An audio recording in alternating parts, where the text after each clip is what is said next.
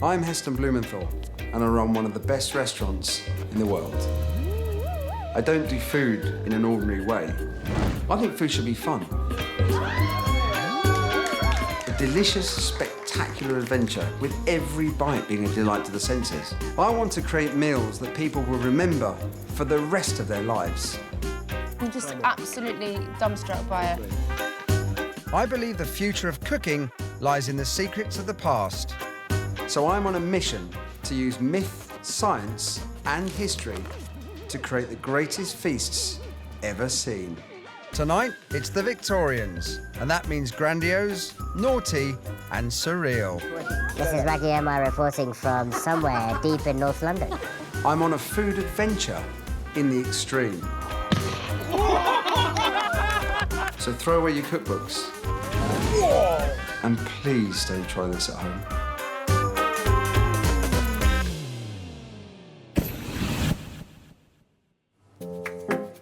I want to make the most extraordinary feast ever eaten and reinvent gastronomy.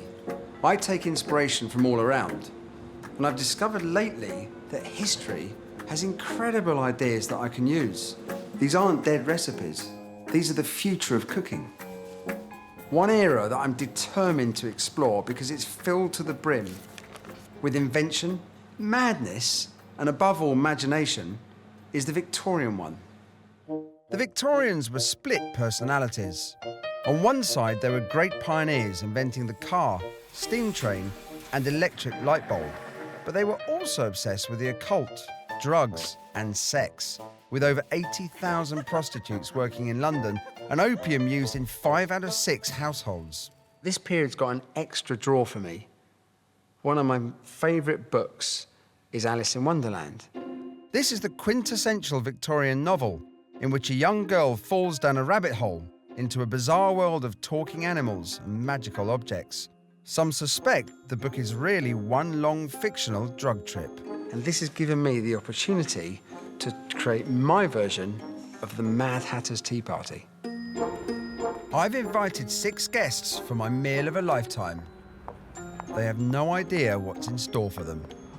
I'm game for anything, and I think with someone like Heston Blumenthal, that's probably as big a challenge as you could ask for. There was a veneer of upright Christian moral centre, but there was a real naughtiness. I think I've probably got quite a lot in common with Victorians, because if they behaved themselves in public and then had a bit of a side thing going on. I've created my own version of Wonderland to give my guests a multi-sensory Victorian dining experience. Champagne, the way a woman's heart, and other parts of her anatomy.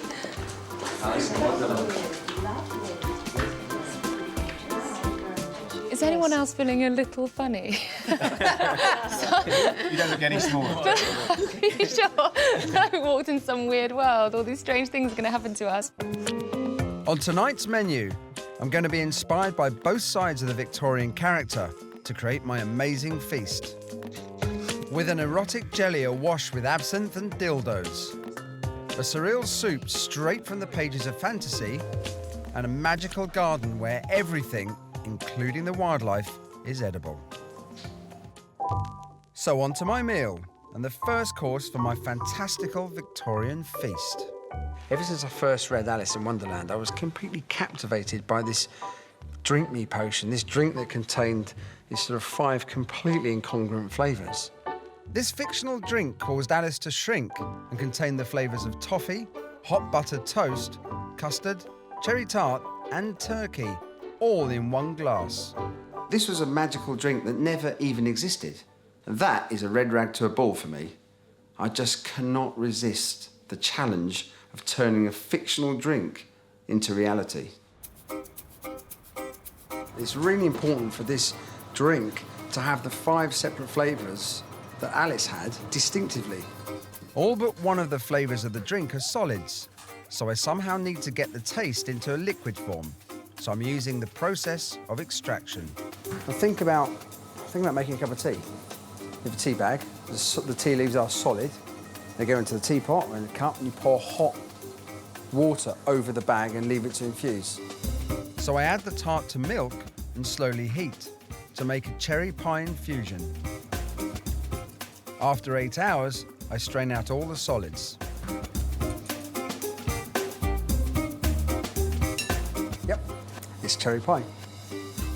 But that is not going to layer in a drink like that.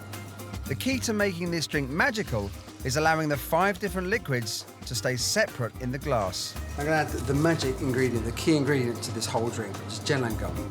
The gelling agent sets within the milk, creating a gel, which can then be layered quite easily, creating distinct bands of flavour within the glass.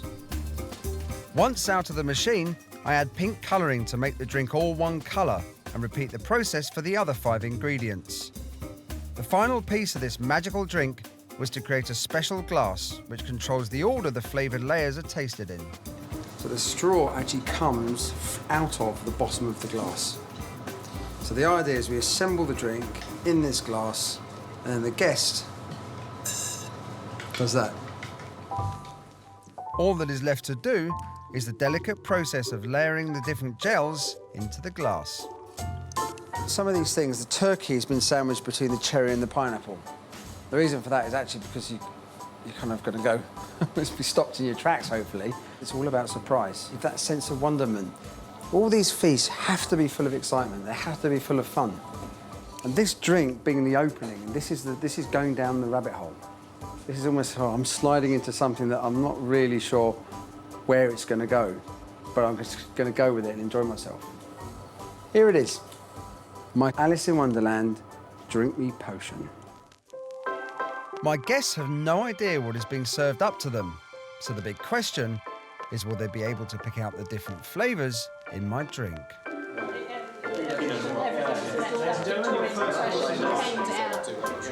I'm going to be nervously watching from the kitchen to see how it's received. It's a sort of flamingo. It's food flamingo. Already this experience is slightly drug-like, isn't it? I know exactly what that is. I can't...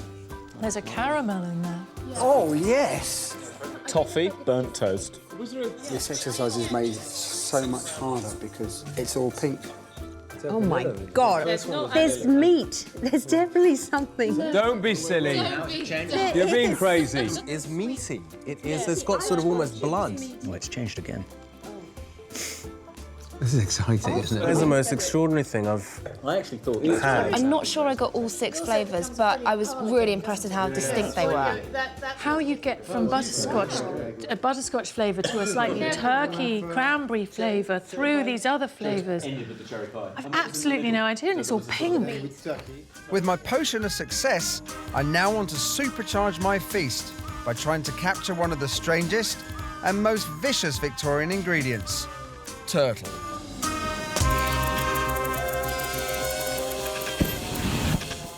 I'm Chef Heston Blumenthal, and I've set myself a massive task to use myth, science, and history to create the greatest feasts ever seen.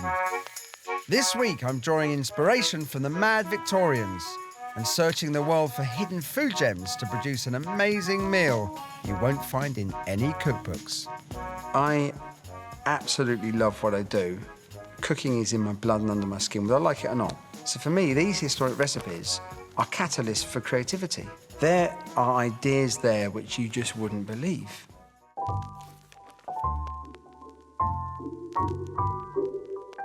I passionately believe I can create a once-in-a-lifetime Victorian feast. Now, turtle soup was the ultimate luxury for the elite at that time. It's a kind of caviar for the Victorians. Turtle was the ultimate Victorian food status symbol. The meat was incredibly hard to get hold of, having to be shipped over live from the Caribbean. It became the way to impress. Turtle soup appeared on Queen Victoria's Jubilee dinner menu and at all the Lord Mayor's banquets. It might seem strange to us now, but it was the height of luxury. If I'm going to create the greatest Victorian banquet ever, I simply have to have turtle. In 1895, turtle cost more than a poor family would earn in a fortnight. Nowadays, though, you simply can't buy it in Europe. So on the trail of the turtle, I've taken a trip to America. I'm in New Jersey. This is the only place we could find right now in the world to go turtle fishing. Apparently, these things are pretty vicious. They move pretty quickly and they can take your finger off with a bite. So you've got to be agile and really up for the battle, which is exactly why I've gone and done that and broken my hand. But in true Victorian style, I'm going to push on. Top turtle hunter Harry Ladner Jr. is going to hopefully help me try my first ever turtle. Apparently, in Victorian times, one turtle could feed up to 25 people, with even its shell being used to serve the dish.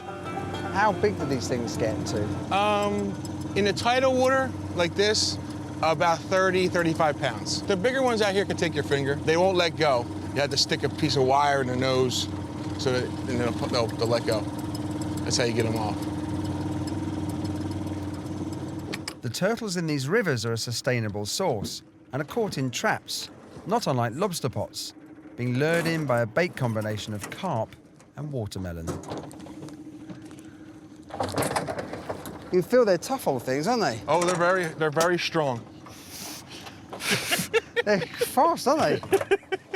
Apparently, Victorians are importing something like 15,000 turtles a year. That's a lot of turtle. Not exactly small.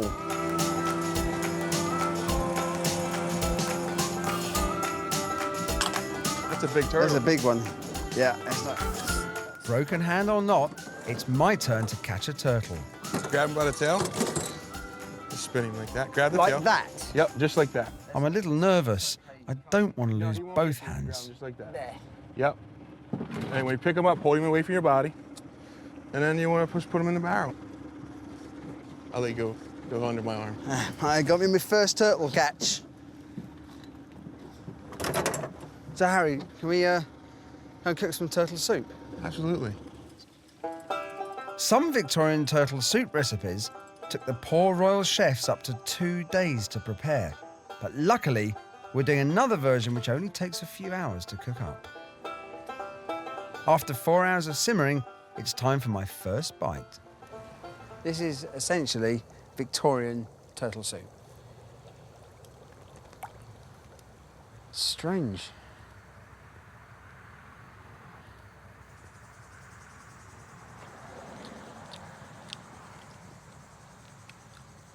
Yeah, it's really stringy, isn't it? Let's see how stringy that is. Look at that, the way that... And that breaks down like that in the mouth. This is such an unusually textured meat that I think this might be just a step too far, a challenge too much to make this work in my Victorian feast. This is a major setback for me. I'm in danger of not having a starter. But I know from experience that solutions can be found in the strangest of places. So I'm going back to my favourite book, Alice in Wonderland, to try and find some inspiration. Although turtle might have been loved by the Victorians, certainly not going to be loved by my guests. So going back to Alice, one of the main characters in Alice in Wonderland is the mock turtle. And that's inspired me to do this new dish. With turtle meat being so expensive, ambitious Victorian chefs came up with a whole new dish called mock turtle soup to provide the middle classes with a turtle substitute.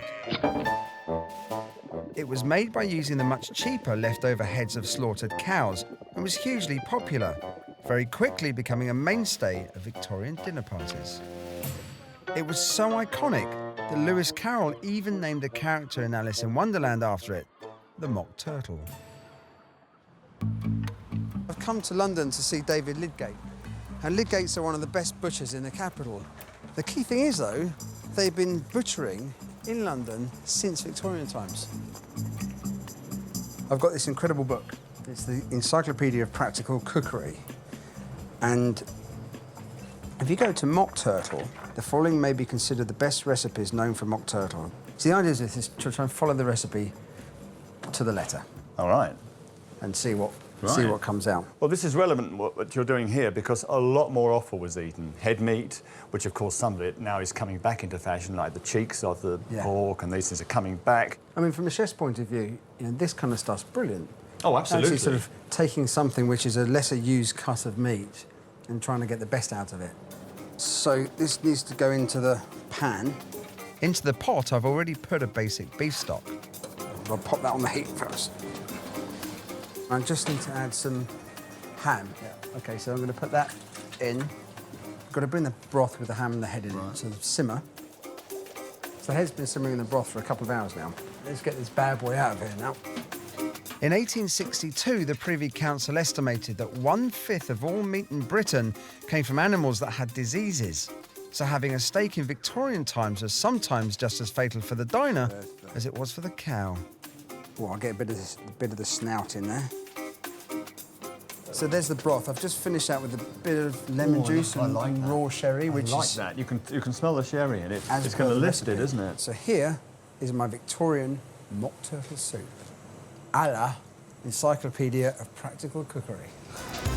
I think it's great, but the big question is, can the British public handle the idea of eating cow's head? So would you like to try some mock turtle soup? Of course, it was made by you. Mock turtle, so it's not real turtle. It's actually a beef broth with calf's head in it. Yeah, Hopefully it won't taste like that. It's the cheek, a bit of the nose, and the side of the head. Have you heard of mock turtle soup? I have. I'm not sure what's actually in it. It's delicious. Yeah, it's very nice. Very nice. It's lovely. It's nice. You think? I was really surprised. I thought it was refined, but it's not. It's not Lewis Carroll, is it? It's not Victorian. Not the way that I see it. I need to take this recipe and make it properly Victorian, and to me that means trippy. So this is how I'm going to turn my mock turtle soup into something Lewis Carroll would have been really proud about. I'm drawing inspiration from one of the most famous scenes in Alice in Wonderland, where the Mad Hatter's fob watch is dunked into his cup of tea. And I've decided to recreate that fob watch with my mock turtle soup. And the heart of the fob watch is this. This is inspired by the Victorian mock turtle soup recipe that I cooked in London.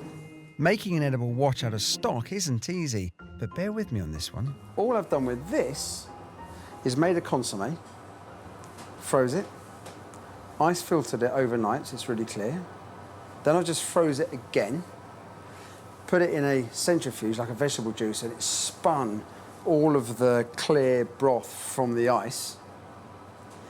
And then I froze it again in a -80 freezer. And all I needed to do after that was pop it in a freeze dryer and then simply add gelatine and finish with Madeira. I pour the concentrated mock turtle soup into my fob watch teabag moulds. After 6 hours in the fridge, the watches are ready to be wrapped in gold leaf. My Mad Hatter tea bag fob watch is actually forming the base of mock turtle soup. So in order to make a mock turtle soup, we need mock turtle eggs, obviously. So this is a turnip mousse and swede gel on top. Turnip and swede, classic British and Victorian vegetables used in stews, soups, consommes. That's going to sit there. To my mock turtle egg, I add small enoki mushrooms. Here, we've got, it's a terrine. It's pressed, cured pork fat with braised ox tongue. Also, there's something about that turtle, not necessarily my cup of tea. This soup does not taste like turtle at all. But the turtle was very fatty, rich, and having thin slices of that cured fat is my nod to the turtle. And the ox tongue itself, well, the original Victorian recipe is made with calf's head. I also add cubes of lightly pickled turnip, cubes of black truffle, a sprinkling of mustard seeds, and some micro-herbs. So here is my mock turtle soup with Mad Hatter tea.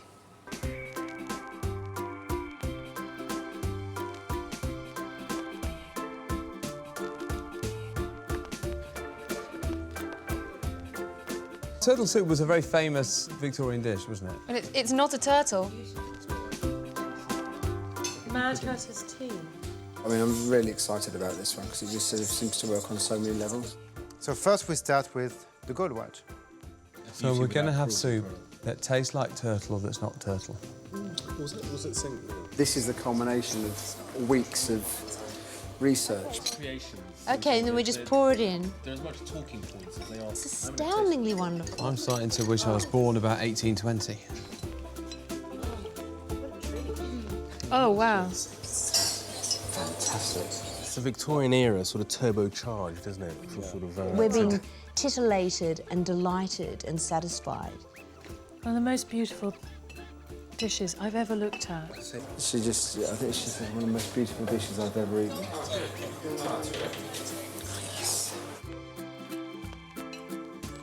I love the fact that the gold watch dissolved to create some kind of stock. Yeah. I think it's Blumenthal that's the Mad Hatter here. My mock turtle was a hit, but next on my Victorian menu, I faced two of the biggest challenges of my career. How to turn creepy crawlies into a gourmet feast, and how to make an entirely edible Victorian garden.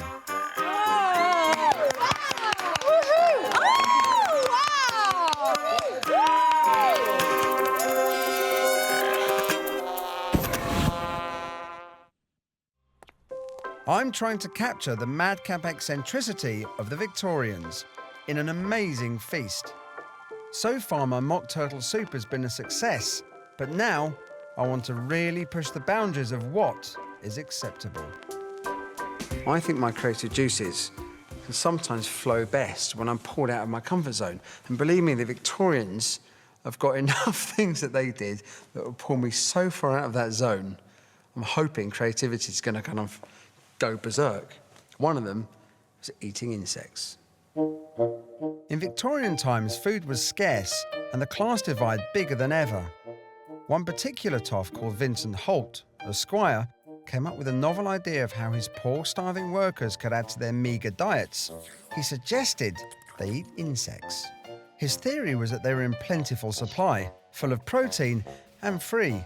He was so proud of his idea that he even went on to write a book called Why Not Eat Insects?, in which he suggested all manner of delightful dishes for the poor, including grasshoppers in butter, fried worms, and moths on toast. I embrace new ingredients and techniques all the time, but only if I can make something taste good. With insects, though, I think I'm taking a massive leap. I know that they eat insects in Africa and Mexico, and in Britain they used to be prescribed to cure the plague. But how on earth can I make them the delicious centrepiece for my feast? I've come to see expert George McGavin to investigate. Insects, of course, are brilliant food to eat because they are exactly the right sort of stuff that we need. They're not too fatty, they've got high fibre, lots of protein in them. And these were really popular in Victorian times? There was a little bit of a craze for eating oddities. The big question, though, is can you make them taste nice? Absolutely. Right, this is a can of silk moth pupae in brine, you know. And if we drain them off, look at that. And, I mean, they're just... Oh! Oh! Oh! They're just great. That's an acquired taste, isn't it? I don't actually know. How could you describe that? There are lots of folks who eat those in huge amounts and say they're absolutely fantastic. So it depends, you know. But I think you'll quite like these. Next on the menu, fried crickets. They're probably about done, really. I mean, this really is fast food. And you just pick it up, the whole thing, pop it in.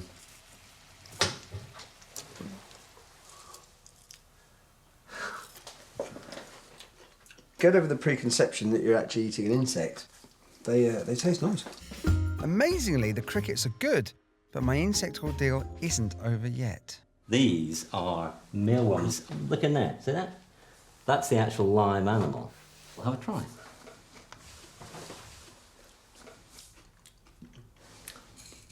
Yeah, what do you think? Sort of... They're actually really nice. It's got like a twiglet character to it. I was not looking forward to this morning, but I was really pleasantly surprised. Certainly now, there's a couple of insects that are going to make it onto the menu. Challenge is, how? The Victorians were the first to truly embrace science in cooking, inventing such things as plastic and the thermos. I too embrace science, and I want to see if it can help make my insects taste delicious. I've consulted Larousse Gastronomique and there's no advice for cooking temperature of mealworms. I'm cooking the insects in grapeseed oil at 190 degrees centigrade. I'm hoping that this higher frying temperature will give them a much better, almost popcorn-like crunch. Victorian squire Vincent Holt said that locusts are more hygienic and tastier than pork. I'm going to see if he was right.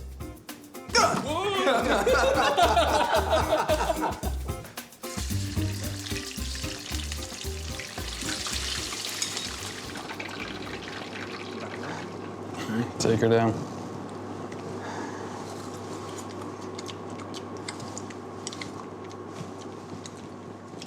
Not bad. This should be like got a popcorn. With the insects cooked, I now have to make them taste delicious. I've combined mayonnaise with an onion fluid gel.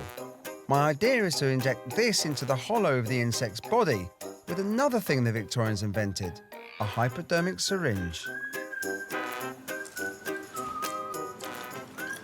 It works. The contrasting textures are nice. I think we got some really good results, but it still doesn't seem like that's it for the dish. There needs to be more. There needs to be more to it. With insects, I'm taking a huge leap. It doesn't matter how good they taste. My guests are going to have to get over their fear of eating them, and that's going to depend on how I present them. My idea is to create a mini edible garden for my insects to sit in. Black olives.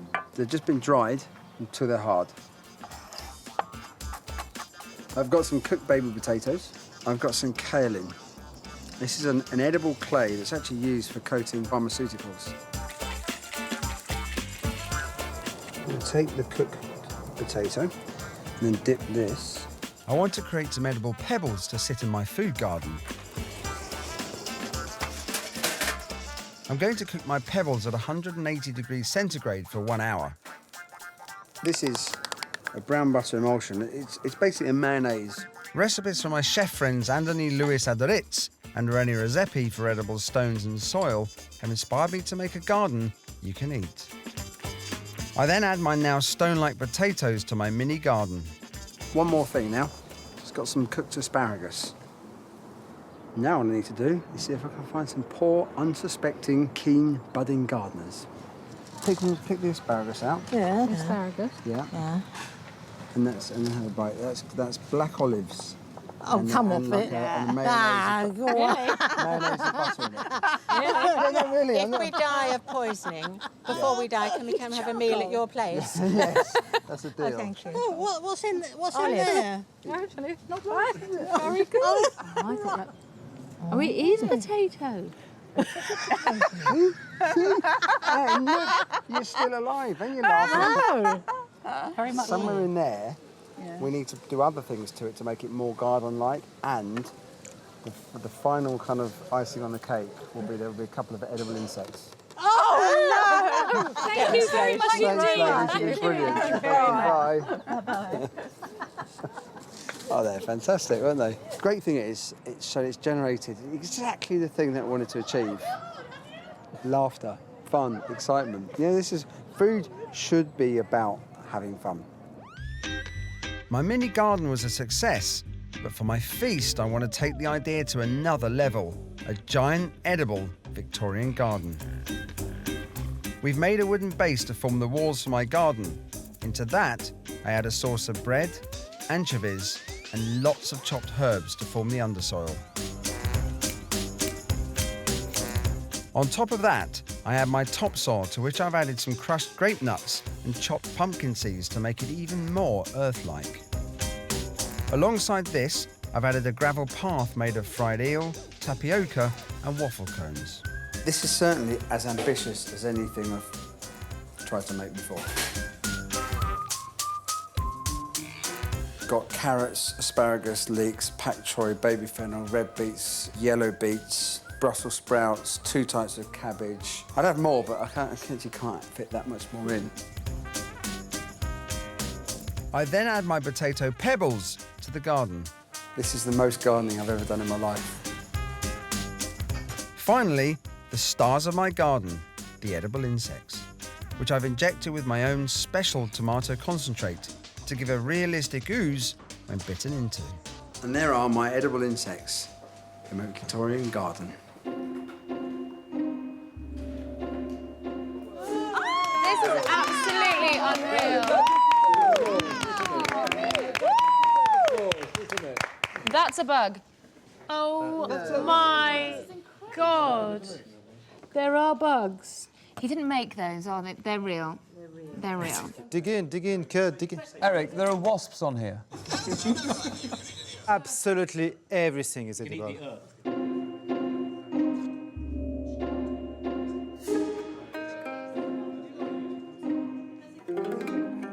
The earth is delicious.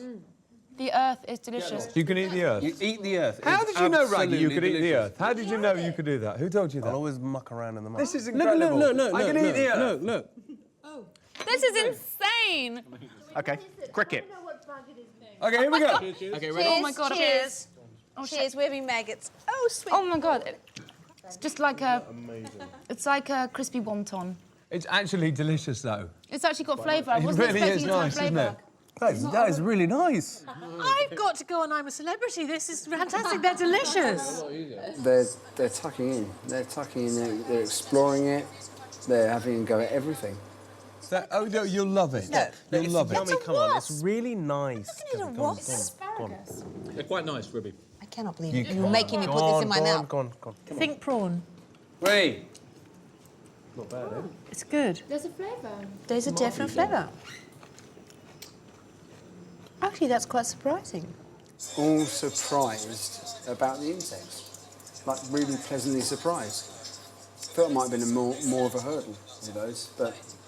Nothing's off limits. That's what's different here. Absolutely nothing in terms of it's all food. This man, Vincent Holt, went out and produced these insects, I guess, as a protein-rich food in times of credit crunch in the Victorian era. So I think this is... I think Heston is showing us the way.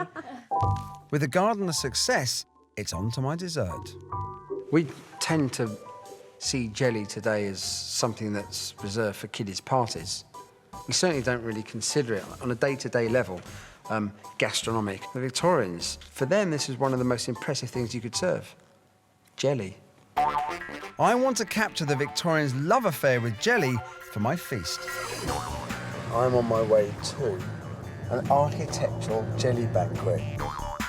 This is the perfect place for me to discover jelly's hidden past. It's sort of one of the ultimate narf foods. It's the idea when you put this jelly down and see the whole thing wobbling and everyone at the table going, whoa.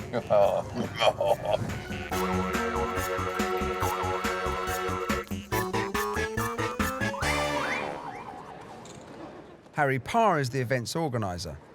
Have you got any information about the Victorians' love for jelly? The Victorians used to put jellies down the centre of their tables, and then they would watch them wobble, and that would be a form of amusement during the meal. So they... Well, like titillation. Yeah, exactly. Of course, jelly was... it was very hard to make jelly because you needed to make the gelatin, so it was such a noble dessert. Big-name architects like Sir Richard Rogers, Sir Norman Foster and Nicholas Grimshaw have all designed jellies for the festival. And it makes me think that there's still a special relationship between the British people and their jelly. If you had to have the perfect jelly, what would it be? A tree. Like the trunk, one kind of jelly, and the leaves a different kind of jelly. That's cool. OK, I've just got to make these, which is going to be a bit difficult. I love the hat, though. Thank you. Yes, it's the jelly hard hat. That's fantastic. Is that actually made with... It is? Wine gums. That's fantastic. Well, not only does it provide for site safety, but if you feel a bit hypoglycemic, you can just bite the rim off as well.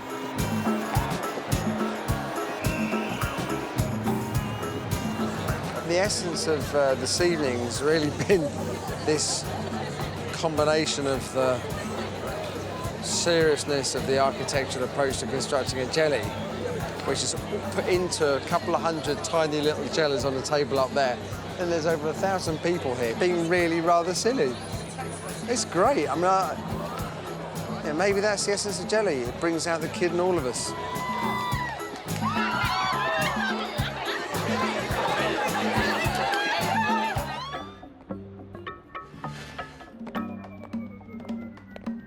Victorians love jelly, and the more wobbly, the better.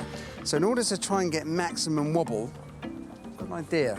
Actually combining it with another Victorian creation, the vibrator. The puritanical Victorians invented the vibrator as a medical object for doctors to masturbate women so they could cure them of a disease they called female hysteria. Brought some jellies. We brought some jellies, a nice range. Well, you've got the jellies, I've got the vibrators. Great. And we're going to make them quiver. What can I tell you about vibrators? They'll vibrate from very, very intense, really, really zingy, right to quite a low, deep throb. Oh, no. Oh.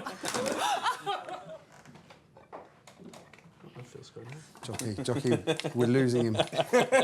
And this feels Bring him pretty back, bring him back. No, and you. No, you see, we can't push any of these in the gel. No. It's just going to snap. It won't work. We're going to try one with a hole in the plate. But if we could try putting a jelly on top of that, hold the plate, and then you put that on.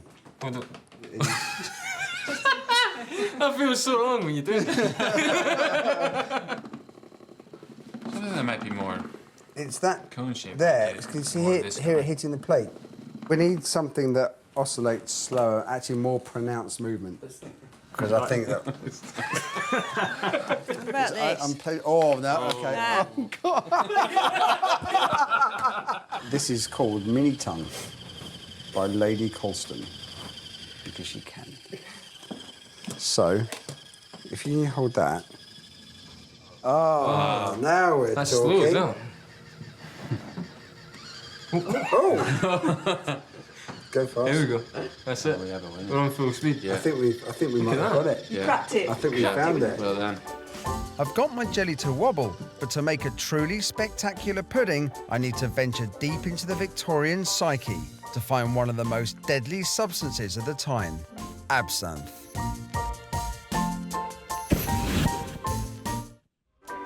For my Victorian feast, I want to recapture the wonderment of jelly. So far, I've found out how to make it wobble, but now I need to decide on what it's going to taste of. And for that, I want to track down one of the Victorians' most popular and dangerous vices, absinthe. The Victorians loved getting out of their heads, so absinthe was their perfect drink. With an alcohol content of up to 85%, it was banned for causing addiction and madness. Artists like Toulouse-Lautrec loved absinthe, and Van Gogh apparently chopped his ear off after a heavy session. Oscar Wilde said if you drink too much, you see monstrous things, but persist and you'll see what you really desire. It became known as the Green Fairy. Absinthe can really screw you up. It was a sort of Victorian equivalent of heroin, a real forbidden pleasure. Now I wonder if I can use absinthe to create an adult-only version of my jelly. I'm in France, on my way to what is apparently the spiritual home of absinthe. I don't think there's ever been a drink that's had as much of a sort of aura about it in terms of its effect on the human mind. I've heard that the small town of Pontarlier is where absinthe is made, and to help me test Oscar Wilde's theory out for myself, I'm meeting an expert in the Green Fairy, Philippe Chapon. He's going to educate me in the long and elaborate drinking traditions of absinthe. Ça c'est, tu vois là, la boule, là, c'est pour mettre la dose d'absinthe. Ah. The water's dripping through the sugar, and as the sugar's melting, it's actually making a syrup. It's got an anisey characteristic to it. It's a bit more vegetal than that, a bit kind of like plant matter. I'm going to try and match Philippe drink for drink in the ultimate absinthe drinking challenge. You've got the hairs in the back of my neck have started to kind of stand up already. That's not boding very well. I survived my first taste, but it's not enough. I'm determined to see if all the legends are true. If I drink enough absinthe, will I truly see amazing, mind-altering things?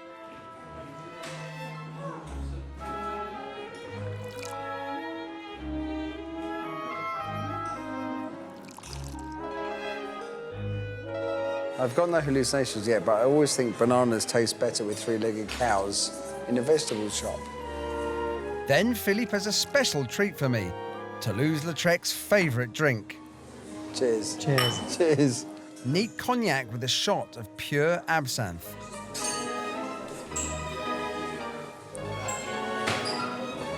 It's called Le Earthquake.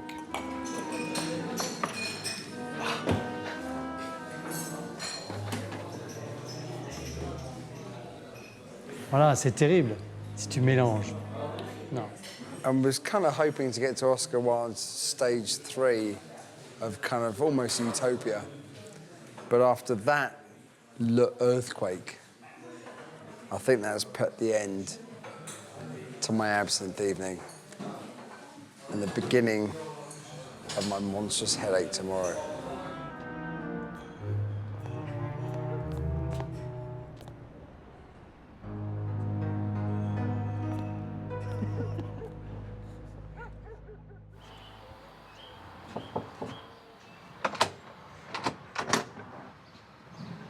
Bonjour. Bonjour. You all right? Your voice sounds interesting. Really? That's what it is now. What I'd really like to do is kind of move on in my life, move away from absinthe, but I can't. I've got to be thinking, how am I going to use it in my dinner? And right in this moment in time, that is the last thing I want to think about. I need a cup of tea. The effect of absinthe is extraordinary, but its taste is a problem. So if I'm to use it in my Victorian jelly, I need a way to overcome this. This was the problem, the absinthe. This was and should be an essential part of this jelly course, but to make an absinthe jelly on its own, I just didn't think it tasted very nice. So being able to actually incorporate that into something which tasted delicious, it was really touch and go, actually. We scraped in with this recipe last minute. So this is how I've solved it. Strawberry juice in here. To that, I'm going to add another very British summertime Victorian ingredient, elderflower. And then the green fairy. Highly scientific. What's happening is that the strawberry and elderflower sweetness is helping to complement and control the aniseed strength of the absinthe. We now need to put the setting agent into the jelly.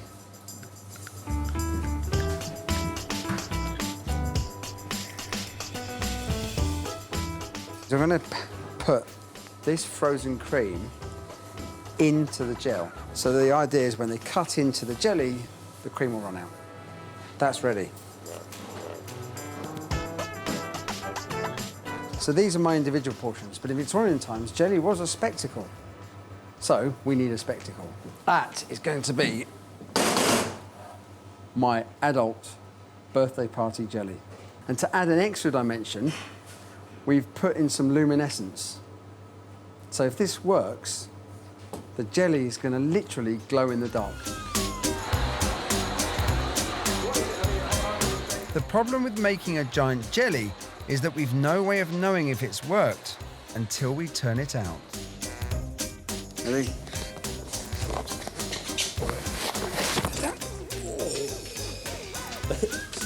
Just bring her down.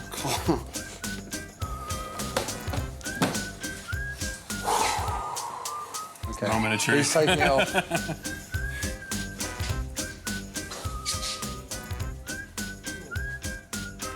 Baby. We've now got to get this onto this little baby here. This is our wobble box. I've taken the mechanism from the vibrating tongues and positioned them to wobble my jelly table. And one final touch. I've got these. The idea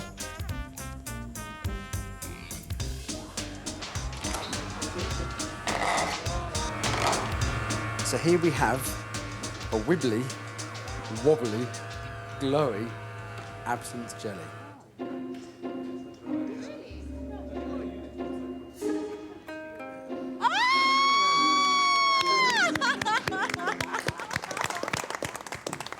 That's amazing. It's a Victorian homage to titillation and absinthe. Is it in the jelly? Yes. Oh. It's also in the balloon. For another hit of the Green Fairy, I've added absinthe to a balloon along with another Victorian discovery, helium. Oh my God. Hello. This is definitely the Mad Hatter's teapot. This is Maggie Emma reporting from somewhere deep in North London. And it feels very, very good. Oh my God! I don't think these were invented in the Victorian era. Yes, they were. They were, actually. Were they? Doctors used to masturbate women on a regular basis because it was believed that women suffered from a disease called hysteria. Masturbation to cure hysteria. Wowza. And no jelly would be complete without ice cream, made with two of my favourite Victorian inventions, liquid nitrogen and Earl Grey tea.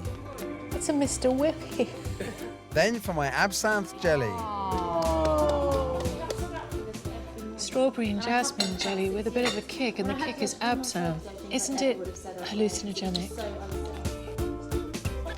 It kind of felt like you just discovered food again for the first time, like it was like going to your first kid's party and going, there's just so much to have, there's so many pretty things. I felt like we have actually fallen through the hole, eaten the biscuit, shrunk, grown small. I think we've done all of that, you know, and suddenly we've woken up on the other side. It was a real adventure. I sort of describe it as the Victorian era with magic mushrooms and turbo boosters. That's the way you've got to sort of imagine it, the way that he's done it. I wanted my guests to go through the rabbit hole, like Alice did, end up being in Wonderland. And I think I've done it. I'm Heston Blumenthal, and I run one of the best restaurants in the world. I don't do food in an ordinary way. I think food should be fun. A delicious, spectacular adventure with every bite being a delight to the senses. It's like sex and passion and science all at the same time. I want to create meals that people will remember for the rest of their lives. I believe the future of cooking lies in the secrets of the past. So I'm on a mission to use myth, science, and history to create the greatest feasts ever seen. Tonight, it's the Middle Ages, and that means medieval food entertainment. I'm on a food adventure in the extreme. So throw away your cookbooks. And please don't try this at home.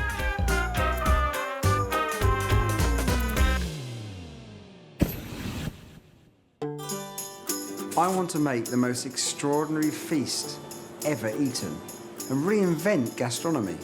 I take inspiration from all around, and I've discovered lately that history has incredible ideas that I can use. These aren't dead recipes.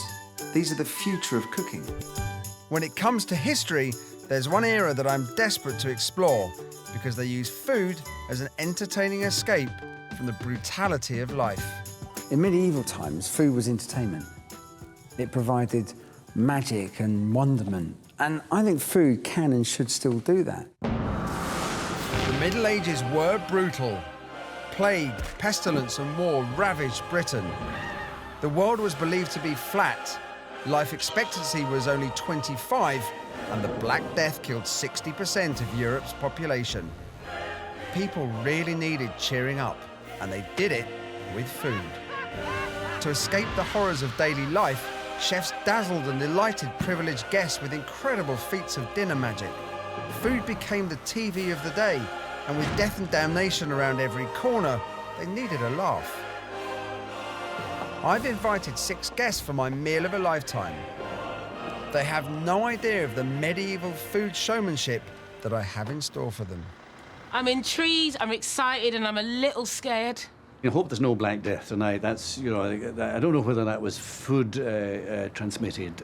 Ripping chicken apart, tearing hooves off pigs' legs and things and munching on them and then throwing them over one's shoulder. I'm rather hoping that that might happen tonight. I've created my very own medieval dining room to fully immerse my guests in a feasting experience fit for the Middle Ages. Now, what would we have said in the Middle Ages? Oh, what would they have said in the Middle Ages? Salve. Salve. On tonight's feast, I'm going to capture the madness and boundless ambition of medieval food magic with a bowl of fresh fruit actually made from meat. An incredible dessert where the tableware magically becomes edible, and turn a recipe from the pages of rhyme into reality by making the spectacular 4 and 20 blackbirds baked in a pie. So on to the start of my medieval feast. Now, when I first started looking at historic recipes, and particularly recipes from medieval times, there was one dish that really captured my attention, just because it was completely mad: meat fruit. Now, literally, you took some meat and turned it into fruit. In a land where torture and execution were considered a family day out, fruit was often used to pelt petty criminals tied to the stocks, because in the Middle Ages, fruit and veg were considered to have diseases unless cooked. With a typically wicked sense of humour, medieval chefs played on this fear by forming and painting meat to make it look like raw fruit, the idea being to shock and delight their diners.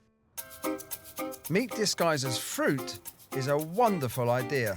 This was all about magic of the feast. It was all about illusion. And it was also about pushing the boundaries and pushing the limits.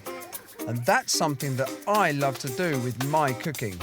I'm going to start off with making some plums. In here, I've got a pork stuffing, yellow plum, red plum, and this, a bull's plum. Bull's bollocks, as they're known in the trade, are actually obviously not a very common food to eat now, but medieval times they were prized. And I love the idea, this is like a sort of trick on a trick on a trick, actually making meat fruit. We're making plums. So I'm using plums to make plums, basically. This testicle has been brined and it's been cooked for a couple of hours in a water bath. This next bit might bring tears to your eyes. Oh, ow. This is the natural juices inside the sack. I can't. And now remove the actual outer casing itself, and the rest of this meat just needs chopping up and adding to the farce. Now, it isn't just meat fruit bowls that were made in medieval times. I mean, they had dishes like shellfish made to look like intestines, trout cooked to look like peas. How on earth they do that? With this all mixed together, now need to actually form the fruit. There's the basic form of the plum, but it still doesn't look like a plum. I need to coat it in plum skin. In here, I've got prune juice, plum puree, glucose, gelatine, and a little bit of natural food colouring. For me, what's vital is that after the initial impact, it's got to be backed up with something that tastes really surprisingly delicious. I'm going to leave that in the fridge to allow the skin to set. Right, so once the plum mixture's set, look like this. My yellow plum, red plum, and bull plum meat fruit. But I'm not stopping there. Then I add a mandarin that I made with a base of chicken livers. The apples, which I've formed with minced pork and given an actual apple stalk to complete the look. Then a bunch of Parma ham grapes put back onto the vine, which I brushed with cornstarch to add an authentic dustiness. I've also added figs and cherries to complete the dish. There is my medieval meat fruit bowl.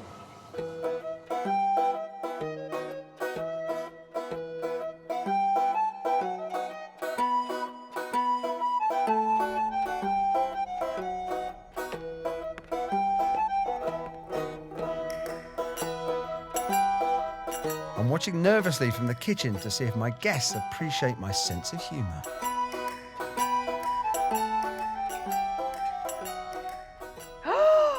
God, it feels alive. What is that? What is that? patty, isn't It's it? definitely a Inside patty. They've now realised all the fruit's meat. This is so clever. But who is going to be the first to try my special Bull's plums? Have a good bite of those juicy plums. Is that meat? Oh, someone's got a plum. Who's got a plum? Horse meat. And you know, oh goodness. What's in it? Jermaine is just eating her way through a whole plum. I might be the first chef that's put a testicle in Jermaine Greer's mouth. Those plums are made with bull's bullocks. Oh my God! Bull's balls? Honestly, Bull's balls? Bollocks have never frightened me. I'll eat a bollock any time. What is it? We definitely have bull's ball. But I quite like it, yeah.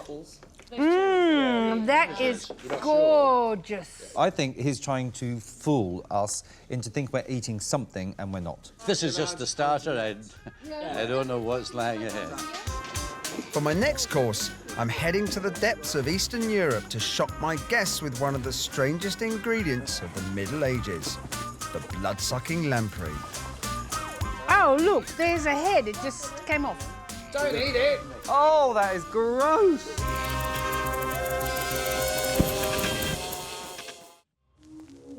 I'm Chef Heston Blumenthal, and I'm on a personal quest to use myth, science, and history to create the greatest feasts ever seen.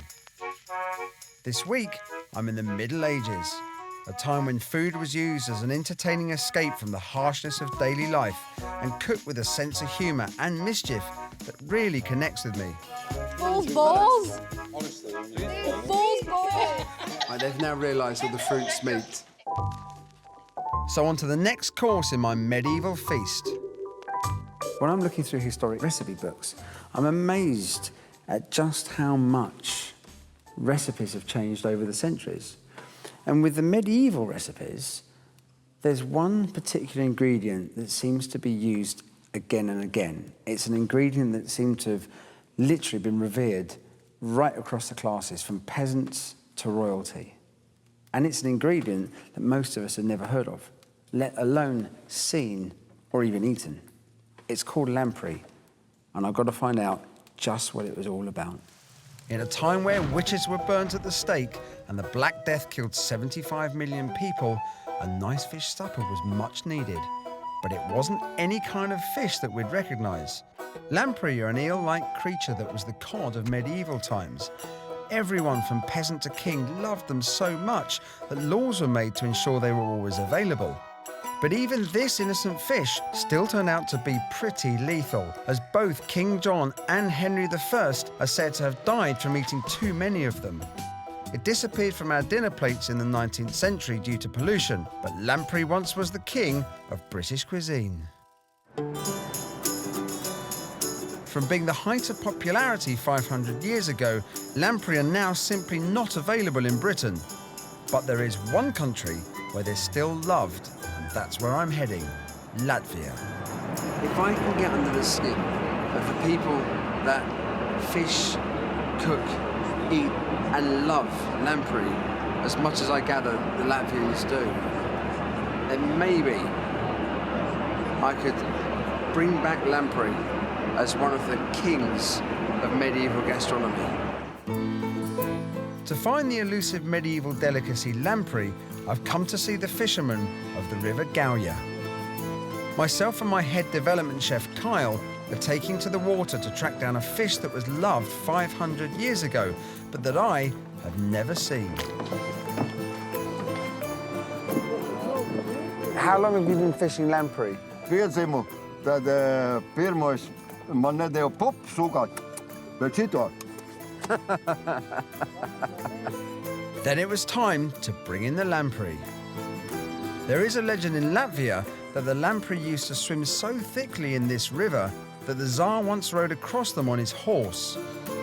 Their mouths, their jaws are round, so they've got these sort of big suckers on the end. They just want to go... They're blood-sucking eels. If I was going to be allowed to get to cook these lamprey, I first had to undergo the lamprey fisherman's initiation.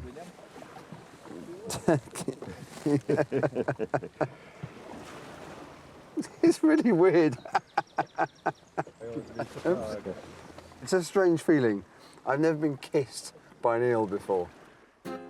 With a bucket of lamprey, it was time to go back to land because I want to try out an authentic medieval recipe for cooking them. What I didn't know was that our host had invited the rest of the fishermen to come and try our Middle Ages version of lamprey. It was 8:30 in the morning, the party was already getting going, and I was feeling the pressure for my first attempt at cooking lamprey. Okay, so the first thing it says, it should be bled by its mouth. Spike it, drain the blood, cut it here. We'll try to get as much blood out as we can. So the blood's very important to this dish because it will thicken the sauce. They don't seem impressed so far. Certainly not feeling like a room full of people tingling with anticipation and kind of rising hunger pangs. The locals normally just grill their lamprey, but our medieval recipe calls for them to be bled, boiled, and added to a sauce. I think it's just a matter if we're going to get out of here alive afterwards. Yeah. That's actually what I'm worried about. I'm not worried about this recipe. I'm adding cinnamon, cloves, and nutmeg, spices which in medieval times were so rare that some people actually believed they were harvested from the gardens of paradise. Unfortunately, this recipe's combination of red wine and blood isn't getting the same reaction. So this is the finished red wine and lamprey blood sauce. With the dish finished, it was time for my first taste of lamprey. That's not bad, actually. Still alive. The flavour of the lamprey is definitely better than I expected. Yeah. More importantly, these hardened lamprey lovers, how are they going to respond to a medieval treat?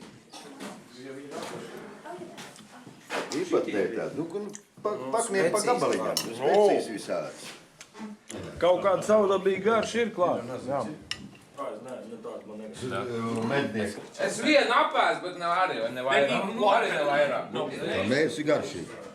We've certainly stimulated a good old medieval debate.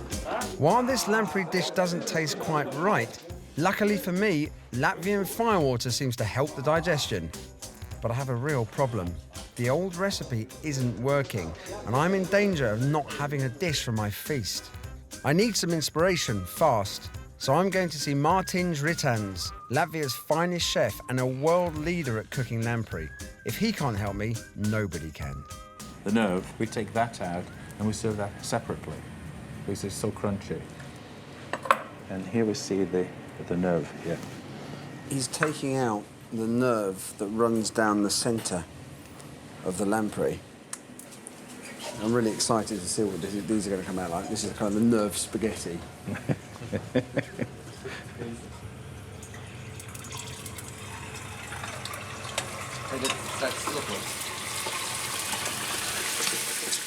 I can certainly say that this is the first time I've ever tasted nerve of a lamprey. Yeah. It's really good. No, it's better than pork scratchings. Mārtiņš then uses the nerve as a garnish for the grilled lamprey, which he serves on a bed of pumpkin puree.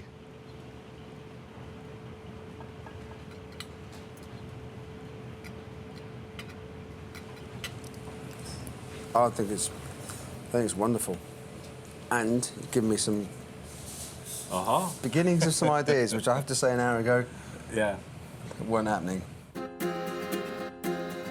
The way that Mārtiņš prepared his lamprey was actually, by the time he finished the dish, you couldn't see any of the form that the lamprey would have taken when it was alive. What I want to do is actually present some of that on the dish. With plague and death around every corner, the medieval ages was a hard time. I want to capture some of this visceral brutality in my lamprey dish by serving it in the same manner they would have, whole. So what I've got to do first is remove the head and the tail. Need to bleed the eels. This blood is going to go into the sauce. So what I need to do now is just split the body of the lamprey down, halfway down, so we can open it up and then skewer the body. The next stage for this is to steam it.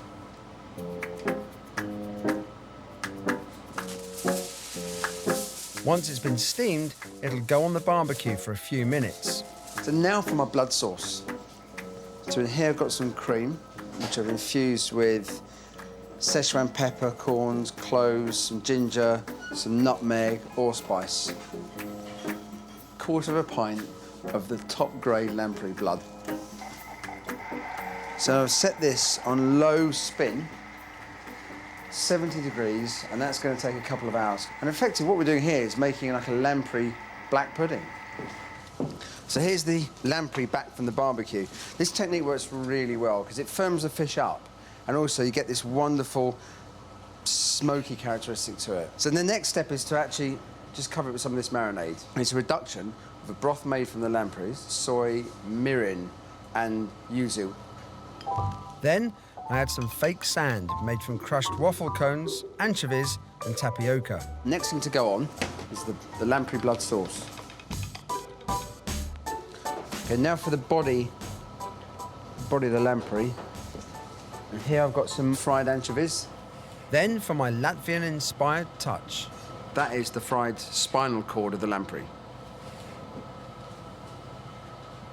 As it stands now, I think that looks beautiful, but it doesn't actually show my guests what a lamprey looked like. This is the bit that will really bring medieval showmanship to this dish. It's the head and the tail of the lamprey. If it was completely disguised, it would lose the point of the lamprey themselves. I've also made a sea foam from lamprey juices and white wine to give a taste of the Latvian waters. So the question is, will I be able to convince my 21st century diners to rediscover our medieval love of lamprey?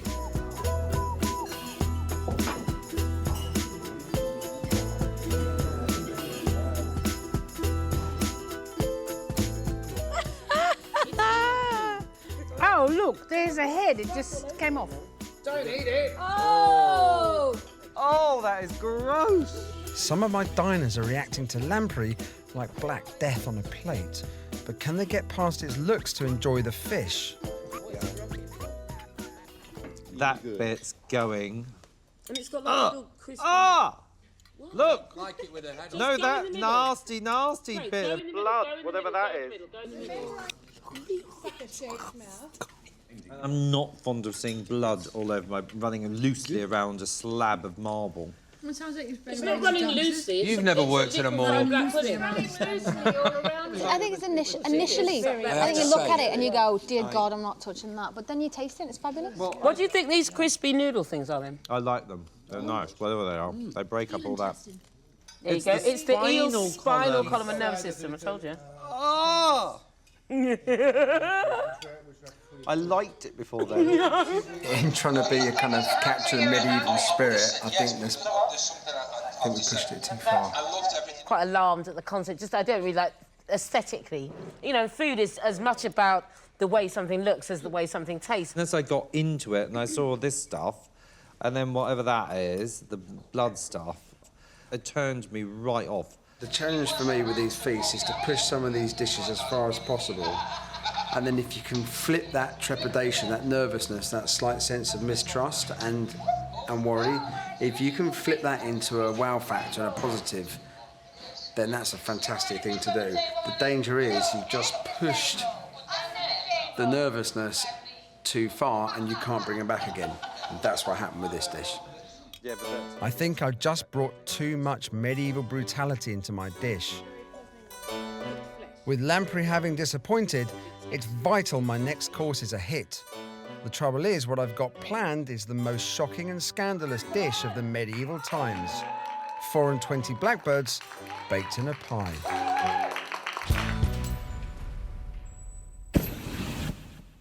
I'm Chef Heston Blumenthal, and I'm creating a feast inspired by the Middle Ages, a grimy and war-torn time when food was one of the few amusements in life.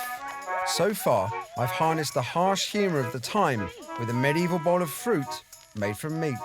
Those plums are made with bull's bullocks. Bull's balls? Bull's balls? And I pushed my guests too far, as my shocking dish of lamprey in blood sauce was just too visceral for them to handle. Now I want to bring my guests back from the brink by giving them the ultimate medieval centerpiece. Now, this is a book I absolutely love. It's called The Form of Curie. And this is the first British cookbook ever. There is a recipe in here that sparked off my whole interest into historic cooking. It's a recipe that is so insane, it's so barking mad, it even had a nursery rhyme named after it. 420 blackbirds baked in a pie. It's so unbelievable that I have to do it. Pies are one of the great food inventions of the Middle Ages, but they were very different from what we eat today. The casings were made of a tough mix that wasn't edible, but was kind of a medieval takeaway food container. Food was a main form of entertainment, and within the royal courts, these pies were supersized to allow amazing presentations, containing everything from frogs to snakes, and even a dwarf. Possibly the most famous of these dining tricks was when the king had 24 live birds put inside a pie that then flew out when it was opened. I'm on the trail of the main course of my medieval feast, birds in a pie. This is as ambitious a pie casing as you could possibly hope to achieve, because I need to house 24 live birds. This is both a food and engineering challenge. Before I can worry about making delicious small pies or finding 24 blackbirds, I need to first figure out how to make a giant medieval pie for them to go in. So I know this looks like the beginnings of a small house or garden shed, but actually it is the beginnings of a medieval pastry recipe. The recipe for a giant pie calls for 40 kilograms of lard and 80 kilos of flour mixed with water, baking on a larger scale than I have ever done. And as I don't have a medieval kitchen and hundreds of servants, I'm using the next best thing, a builder's yard and 2 of my top chefs. Coming through with a rolling pin. Coming through with a rolling pin. This pastry won't be eaten, so I can use any tools I like. After 2 hours' work, the pastry is ready to be put onto my makeshift pie mould. So there it is, medieval pie. Just one small thing left to do. I need to find an oven big enough to cook it. In the Middle Ages, most people didn't own ovens, so pies were taken and cooked in large communal ovens. But without that option, I'm having to think a bit more laterally. The only place I could find with an oven big enough for my pie is the local Potters run by Jim Keeling. His ovens usually cook clay pots, but they're big enough for my monster pie. The question is, how will my medieval mix handle the heat? This pie case that I've got is going to be pretty unforgiving, so I think this is going to be a very good test. I think it might be worth having a look. It's completely collapsed. When the pastry cooks, it goes through this cooking process where the fat starts to melt, but obviously the dough hasn't started to knit and harden. And that weight of pastry must be, I don't know, it's several kilos all tied around the edge. It's just pulled it down. I don't know how the medievals did it, but this recipe is not working for me. So my solution is to remove all the lard from the mix and replace it with an egg and flour mix with a high salt content to make it much tougher. But that solves only part of the problem. So one of the biggest problems we had was the sheer weight of dough hanging from the vertical sides of this pie. The pie just collapses, tears off around the rim. We've actually rolled out lots of strips of dough and then layered them around the edge. That way, there's not too much weight, and the dough will stay in one piece when I bake this pie. But this is not the whole dish. This is, effectively, this is the starting point. So my big pie is finished. And back in the dining room, I've given my guests a little clue as to their main dish. Sing a song of sixpence, a pocket full of rye, 24 blackbirds baked in a pie. No! When the pie was opened, the birds began to sing. Oh, wasn't that a dainty dish to set before the king? But before I can serve my pie, I have to solve the biggest of my problems. What's going to go into it? come to see a chap who specialises in training animals. This is my kind of mock-up pie casing. I certainly have never cooked a dish and served it with a live animal. I can't have blackbirds fly out of my pie because they're a protected species. So instead, I'm turning to another bird that was regularly eaten in medieval times and also should be easier to train. Pigeon. Anthony Bloom is an expert animal trainer who has worked with birds for decades. You ready? Yeah. You can do it. I'll just make sure they don't come out the top. Your time, I'll finish. Whoopsie. There goes one. Okay. Is that on the roof? That's right, mocking us. Don't give them the option of escape, that's it. In medieval Britain, trained birds were used to catch food, and the nobility of your birth was reflected in the bird you could own. A king was allowed a golden eagle, but servants had to make do with a kestrel, and owning a bird above your status was punishable by having your hands cut off. OK, you ready, Jay? Ready for the reveal for the 4 and 20 blackbirds? So you can do it on your own? At the moment, it's the 4 without the 20, but 4 and 20 blackbirds baked in a pie. Here's the reveal.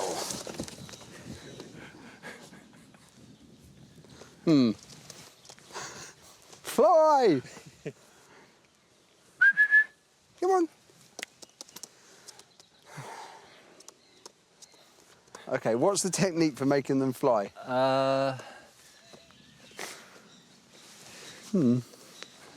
This hopefully will do the trick. So what's the technique then? Well, basically we train them to fly into boxes. If the pigeons can see the box, they're going to want to fly to it. To the box. What happens if we hang the box above the table? That could be really cool, couldn't it? They are actually looking now, so... Right, I'm actually feeling a bit tense about this. Not as tense as I am. Because if we can't get this to work, then we don't have a centrepiece for this feast. Right, and here we go.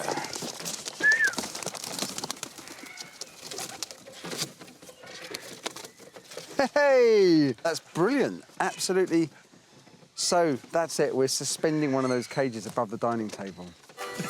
With my birds sorted, I'm starting to think I might be quite good at animal training. The head pigeon. Oh, no! Why not that? It shat on my head! I'll get some paper. I've got the spectacle of my pie sorted, but the most important part of this dish are the individual pies that I'm going to put inside the large pie, the pies that my guests are going to eat. Problem is, these days, pies aren't very gastronomic. In fact, most pies we come across taste pretty horrible. Medieval times, however, pie making was a real art. I want to recapture the golden age of medieval pie making.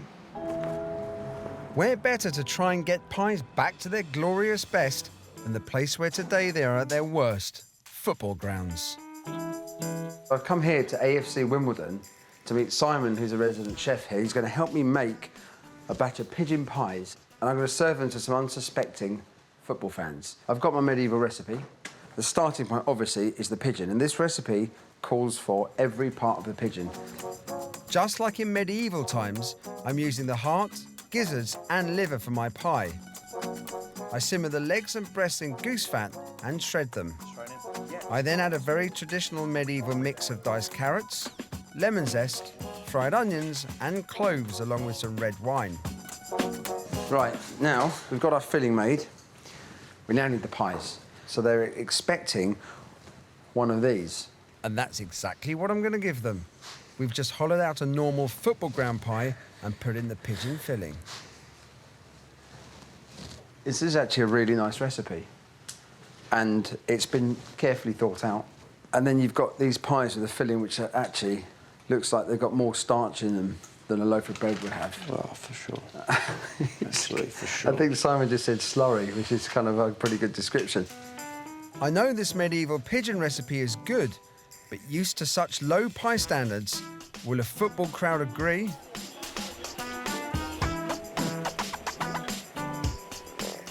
Can I tempt you with one of these? You want to try? No. That's a definite no. So we use all the pigeon. Dear. Legs and the wings and the breasts. Give it a little blow, make sure you don't burn yourself. That's nice. Are you surprised about that? I'm surprised. That's like duck. Look at it in there. Oh, it's lovely. Best football pie I've tasted in a long time. Fantastic. It's pigeon. Just pigeon? Well...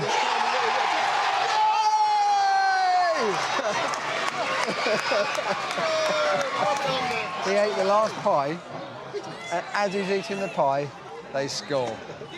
Now, you tell me I'm not destined to cook this flipping 4 and 20 pigeons baked in a pie.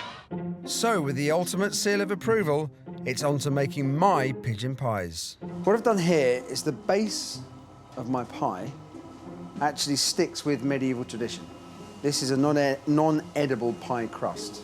It means we're actually building the filling on the stove, filling the pie, lid on, and then send it. So now for the pie itself. Taken the legs, confit the legs. We've salted them with some herbs and spices, then wash the salt off, and then cook them in duck fat. These are cornichons and a small pickled gherkins.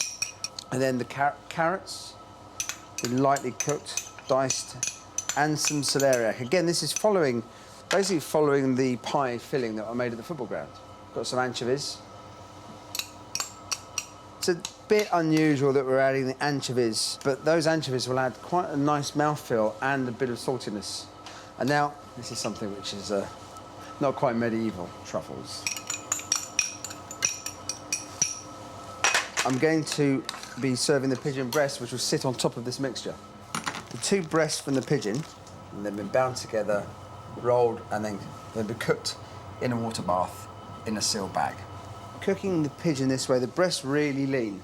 If I was to put this meat in a pie and bake the whole thing in the oven at the temperature required to cook the pastry, it's going to completely dry out the breasts. For me, what a lot of pies don't do is deliver contrast. They tend to be one homogeneous kind of mass of meat. Making my pie this way will give a wonderful variety of textures and flavours. And now for the finishing touches. Baby artichoke hearts, little baby onions. They've been cooked, but only just to the point where they lose their rawness. Then just going to add some more larger cubes of black truffle. So there's my pie. But a pie wouldn't be a pie without a lid. Breaking with medieval tradition, my lid is edible. That is my individual medieval pigeon pie.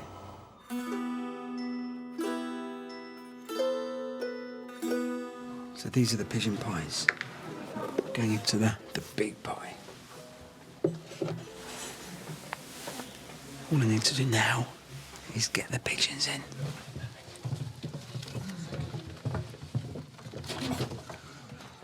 Ever since I first saw this recipe, I wanted to know what would the look on the diners' faces be when 24 blackbirds, live blackbirds, fly out of a giant pie.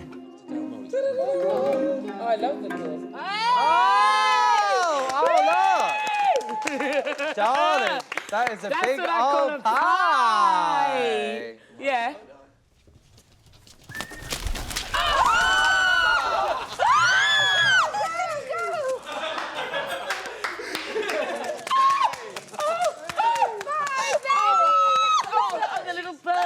Oh my God! Oh, we please! That bird just shot my head! That's good luck. That's good luck. You are having a goddamn laugh. It's good luck. Calm down. Well, if it's any consolation, I know what it feels like. Ah, the dinner is there. Hey, there's the little pies. My lamprey course went down badly, so I really need this dish to hit the mark if I'm going to give my guests a medieval feast of a lifetime. Wow. Oh, smell it. It smells amazing. Oh, my God. Stunning. Oh, God, it smells... Oh, my mouth. Oh, This my is God. gorgeous. Oh, unbelievable. Wow. Yeah, delicious. Absolutely. I love Heston's approach. Everyone loves a pie, but it's extremely complex in texture and taste, actually. Beautiful surprise. It's just so Just lovely flavours. I can't believe a bird sat on my head, actually. But I have to say, it's a testament to this that I am still here. For the finale of my dinner, I still have one piece of medieval food trickery left to try, as I attempt to make the tableware magically become edible. I don't know about you, but candles. Yeah, salt, are salt my water thing now. toffee. I love them.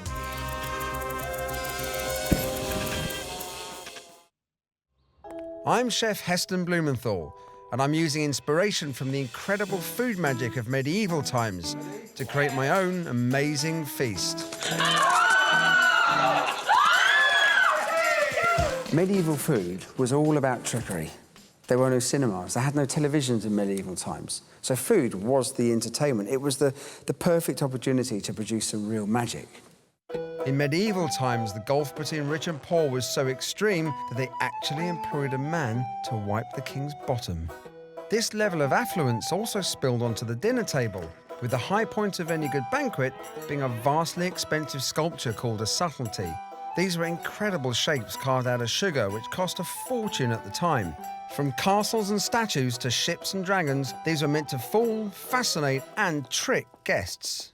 I want to make a dessert, a medieval dessert, that is truly magical.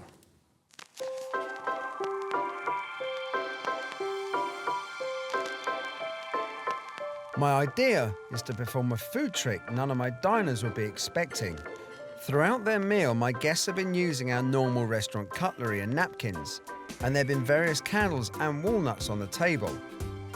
I want to make exact food copies of all of these and then switch them so that for their dessert, the tableware suddenly becomes edible. These moulds we've had made, and they've been modelled on the cutlery at my restaurant. Line them with melted chocolate. Now, I just don't want the cutlery to be solid blocks of chocolate. That would be too simple. I'm filling my knives with a ginger and chocolate ganache. I think the challenge with this is the art of surprise. It's just a great thing to have, to see a piece of magic that has an effect. It gives that, it's also a great way to end a meal. So now, I've filled both sides of the handle, push the two halves together, and to carefully unmould the knife. For the finishing touch, I need to paint it, I need to pewterize it. So I've got edible silver and gold shimmer powder. Doesn't matter how old we are, we still like things that are playful. We still like to be surprised. We still like to have fun. And if you can do it whilst at the same time making the food delicious, then I think that's fantastic. So there is my edible knife. Just need to do the spoons now. Once I finish the spoons, I move on to making my edible napkins. I roll out fondant icing between two pieces of textured plastic. This makes the icing look much more fabric-like. Then, a little bit of napkin origami. There I have a medieval edible napkin. The plan is for the diners, after their main course, they're going to go out. While they're out of the room, we're going to switch the crockery, the edible cutlery is going to come in, and the candles that have been sitting on the table throughout their meal will be replaced by these. This is a candle that's actually made from white chocolate. What I'm going to do is fill it with a caramel sauce. Right, now I do need a real candle because I want this chocolate candle to burn.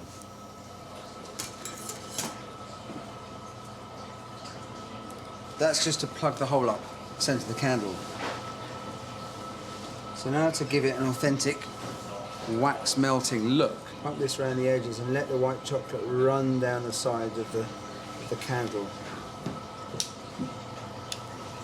So here is my edible soft caramel candle.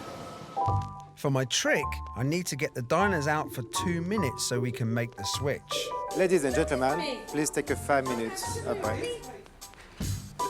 Whilst they're out of the room, we swing into action.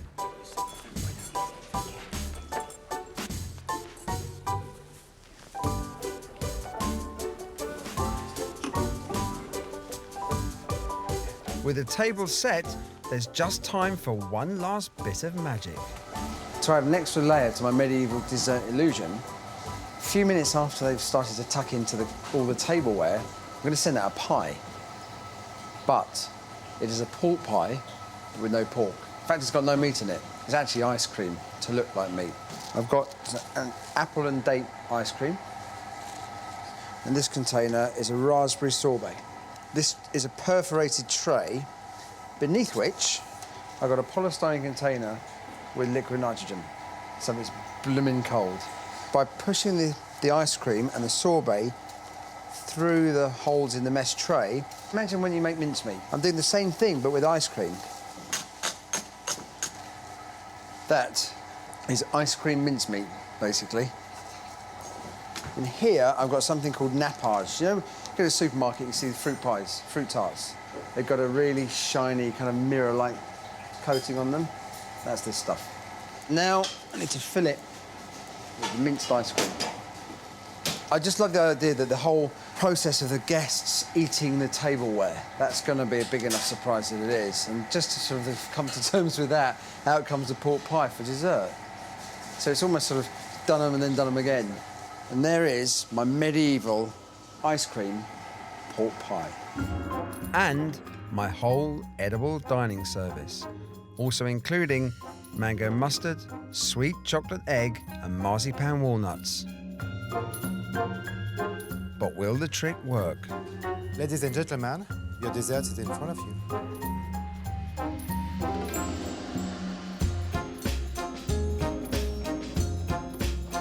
Are they food? Oh! Are they food? Oh, look. Are they not our walnuts? Are these not our Like walnuts? chocolate candles. No, shut up. Guys, we were... Check out the crockery, folks. Are we meant to eat the crockery? Oh, look. I mean, the Look at cutlery. that. Oh, it's chocolate. It is a And It's this. chocolate spoon. Oh, look at this. I mean, I've chewed the scenery before, but I've never eaten them. Oh, great! Oh, my God, that is gorgeous. This is just brilliant. There's certainly a medieval feel about this course. In the handle, in you. I want this for Christmas.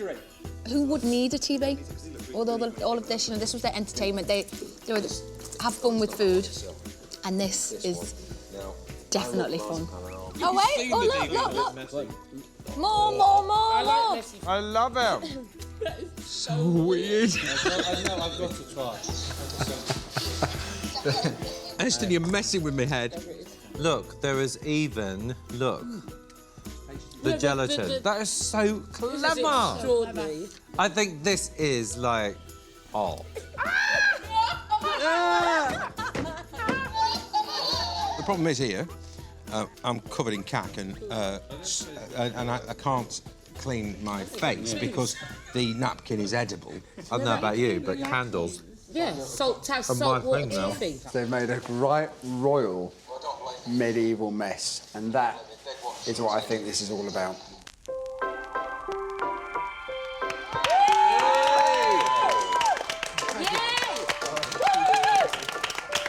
Superstar! It's It's extraordinary, honestly. It's like sex and passion and science all at the same time, and I think that's commendable. I mean, you could eat everything. Everything. You could eat, I mean, you could eat the napkin. It's just been brilliant. I think I've probably pushed it as far as I could ever hope to do. But in the end, I think I've given my guests a medieval feast that I certainly am proud of. I'm Heston Blumenthal, and I run one of the best restaurants in the world. I don't do food in an ordinary way. I think food should be fun. A delicious, spectacular adventure with every bite being a delight to the senses. I want to create meals that people will remember for the rest of their lives. I've never eaten a substance that does what that does when you put it in your mouth. I believe the future of cooking lies in the secrets of the past. So I'm on a mission to use myth, science, and history to create the greatest feasts ever seen. Tonight is the Tudors, and that means extravagant, flamboyant, and spectacular. That's unbelievable. I'm on a food adventure in the extreme. So throw away your cookbooks. And please don't try this at home.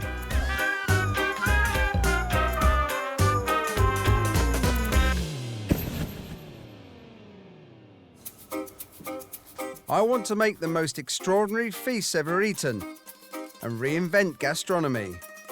For inspiration, I'm delving back into history and turning incredible dishes of the past into modern-day culinary marvels. These aren't dead recipes, they're the future of cooking. There's one era I'm determined to explore because it's filled with innovation, fantasy, and showmanship, and that's the Tudors. The Tudor era was the golden age of merry England, a new dawn of enlightenment and discovery. Daring seafarers like Francis Drake and Walter Raleigh were spreading English influence across the world. Art and literature were blossoming, with Shakespeare's plays wowing crowds at the Globe Theatre. And the royal court of Henry VIII revelled in the most spectacular and sumptuous feasting these shores have ever known. This period has a particular draw for me. This was the first golden age of English cookery. We ruled Europe in gastronomy, inventing classic English dishes, which today are sadly only a shadow of their former selves. So this feast is an opportunity for me to recapture some of that lost greatness and make us really proud of our culinary heritage. For tonight's menu, I'm going to create 3 dishes that would make Henry VIII proud to be an Englishman. A hopping mad starter complete with its own natural habitat. A great English classic where nothing is quite what it seems. And an incredible edible monster with a rather short fuse. Oh! Shit! Give me that, Heston. He's gone bloody mad. I've invited 6 guests to my feast, and I'm going to stop at nothing to create a dining experience they'll never forget.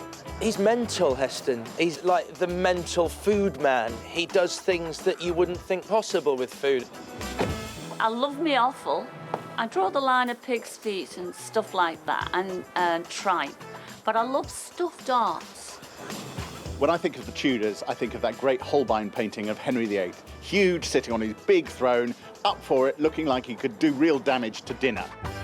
I'm so confident about my amazing Tudor recipes, I'm even hoping to convert a gastronomic skeptic who can't stand the food at my restaurant. The grub itself, I didn't enjoy.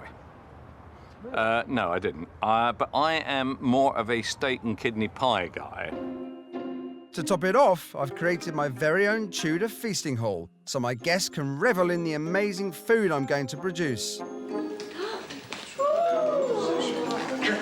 How fabulous! I'm looking forward to this. This is lovely. Yeah. So let the feasting begin. And first up, it's the drink that really put the merry into merry Tudor England. Forget Shakespeare. If there's one thing the Tudors pioneered, it's something we enjoy doing more than anything else. It's drinking beer. The Tudors revolutionised brewing by adding hops to their ale. Hops prevented the beer going stale, allowing it to be mass-produced and sold throughout England. I'm in St Albans, and I'm going just over there to what is apparently one of the oldest pubs in Britain. Reason for this visit? To try out a bizarre-sounding Tudor recipe, buttered beer. Buttered beer is famous as the drink of choice for young wizards in the Harry Potter novels, but it was actually a real Tudor beverage. The recipe sounds utterly revolting, but because the Tudors adored it, I'm going to try cooking some up with beer expert Roger Protz. So, Roger, what do you know about drinking habits in general in the Tudor times? They drank lots and lots of ale in those days. Water was insanitary. If you drank water, you probably died. So everybody drank beer. I mean, Queen Elizabeth was reputed to have drunk a quart of ale with her breakfast every day. That's a whopping 2 pints down by Her Majesty. To start the recipe, I add beer to a hot pan, then throw in egg yolks, sugar, and a dash of nutmeg. Then comes the magic ingredient. Put a dish of sweet butter into it. Right, this is the fun bit. How much is a dish? Yeah. It It looks more like something you'd throw up after too many beers. Oh. Actually, I have to say that's a lot nicer than I thought it was going to be. Yeah. I'm genuinely surprised. But what do the regulars make of it? Wow, it's very creamy, sweet, not what I expected. It's very sweet, and obviously compared to ale, so it's not bitter at all, really. Very tasty. Good. Delicious. The great British boozers have given it the thumbs up. There's no better way of kicking off my Tudor feast than with an aperitif of ancient English butter beer. These are my interpretations of historic recipes. But with this recipe, I have had to change hardly anything. Because the first time I cooked it, it was just so good. But there's just one modern detail I can't resist adding. Beer wouldn't be beer without a froth or a head. So there is my Tudor curtain raiser, a mini pint of buttered beer. But what will my guests make of my Tudor tipple? Not my fault. So pretty, thank you. To see how the brew goes down, I'll be watching nervously from the kitchen. Would you know it was beer if you'd not been told? I'm not entirely sure you would. Actually, it tastes like my dad's alehouse. It may be a little baffling, but the beer seems to be slipping down a treat. I thought it was yummy. This tasted quite Christmassy to me. It's nice. I loved it, but I'm kind of pacing myself. But what about that scourge of fine cuisine, Kelvin? I dislike that butterbeer intensely. I didn't like the combination of the sweetness and the alcohol. I think it was a step too far for old Kelvin. With my guest nicely oiled, it's time to really lift the curtain on this golden age of English cooking. And coming up, I've got designs on some beastly creations that would have even Henry VIII quaking in his codpiece. That's unbelievable.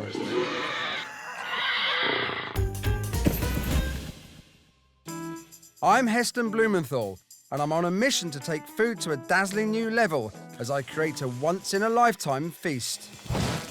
This week, I'm delving into the forgotten culinary secrets of the Tudor period to make a great English feast worthy of Henry VIII.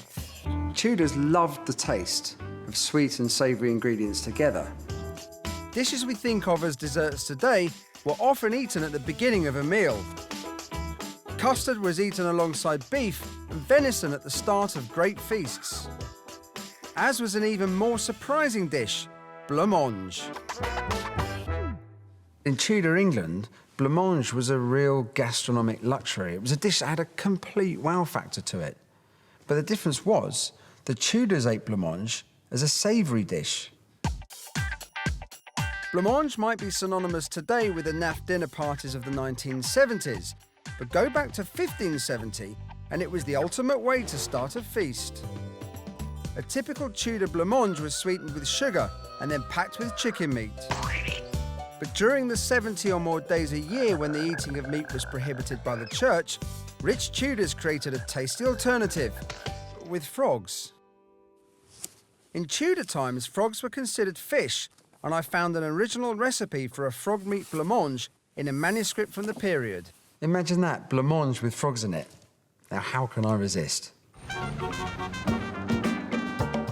I'm intrigued to know what authentic Tudor frog blancmange tastes like, but I've immediately got a problem. To make the original recipe, I need fresh, live frogs. But these days, even the French import their frogs' legs frozen from Asia. So, like an intrepid Tudor explorer, I've come to the new world on the trail of my dish. I had to come to a culture that respected frogs in cooking like no other. A culture that actually considered the frog to be one of the most regal foods of all. The Chinese community. New York has literally one of the biggest Chinatowns in the world.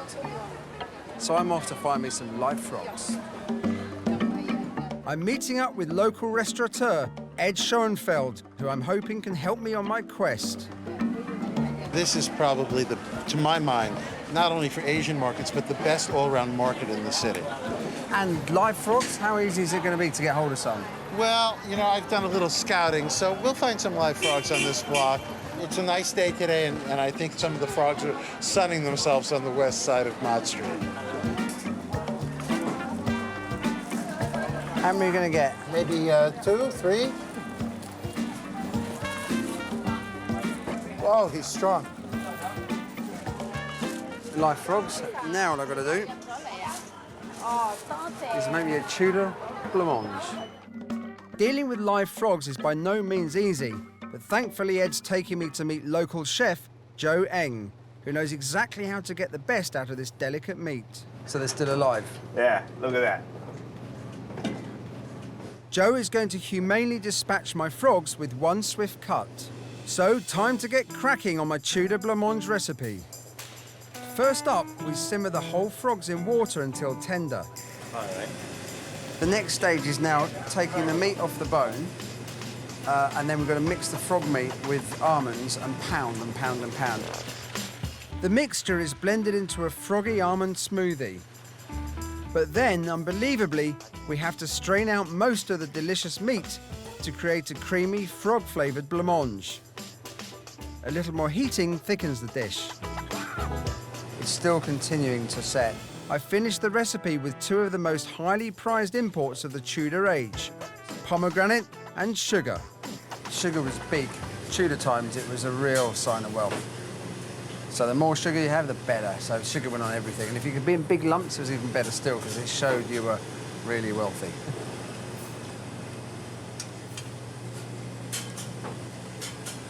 Was it a culinary epiphany? I certainly wouldn't say that this is a life-defining moment in my career as a chef. Really tastes a lot of almond flavor at all. No, the frog comes through. I can sort of see the point of them doing it, but it's an awful waste of some fantastic frog meat. Just as I'm heading back across the pond, Joe persuades me to try his signature frog dish. He's coated my remaining frog's legs in cornstarch to tenderise the meat and fried them in a protective batter. So this is frog's leg. How's the taste? Yeah, it's wonderful. No, it's wonderful. Joe's technique of coating the frog's legs before frying them really brought out the best in texture and flavour of the frog's legs themselves. And so much so that I want to take this technique, incorporate it into my frog blancmange. I'm going back to my development kitchen to create a new version of the dish that doesn't waste the wonderful meat. Inspired by Joe, I'm going to use deep-fried frog's legs like meaty dippers. My guests will dunk them into the creamy blancmange and then bite into the delicious meat. If it's going to work, I need to find a coating that really protects the delicate frog meat. First, I'm going to try a tempura batter. With the oil at 200 degrees centigrade, the frog meat cooks very quickly. So you see the batter's not cooked, is it? That meat is as cooked as you want it to be, but the batter is not cooked enough. To solve the problem, I'm going to try a drier, crumbed coating. Last thing we're going to try here is more of a classic they call pane, which is a coating in flour, egg, and breadcrumbs. Think about the amount of moisture that was in the tempura mixture.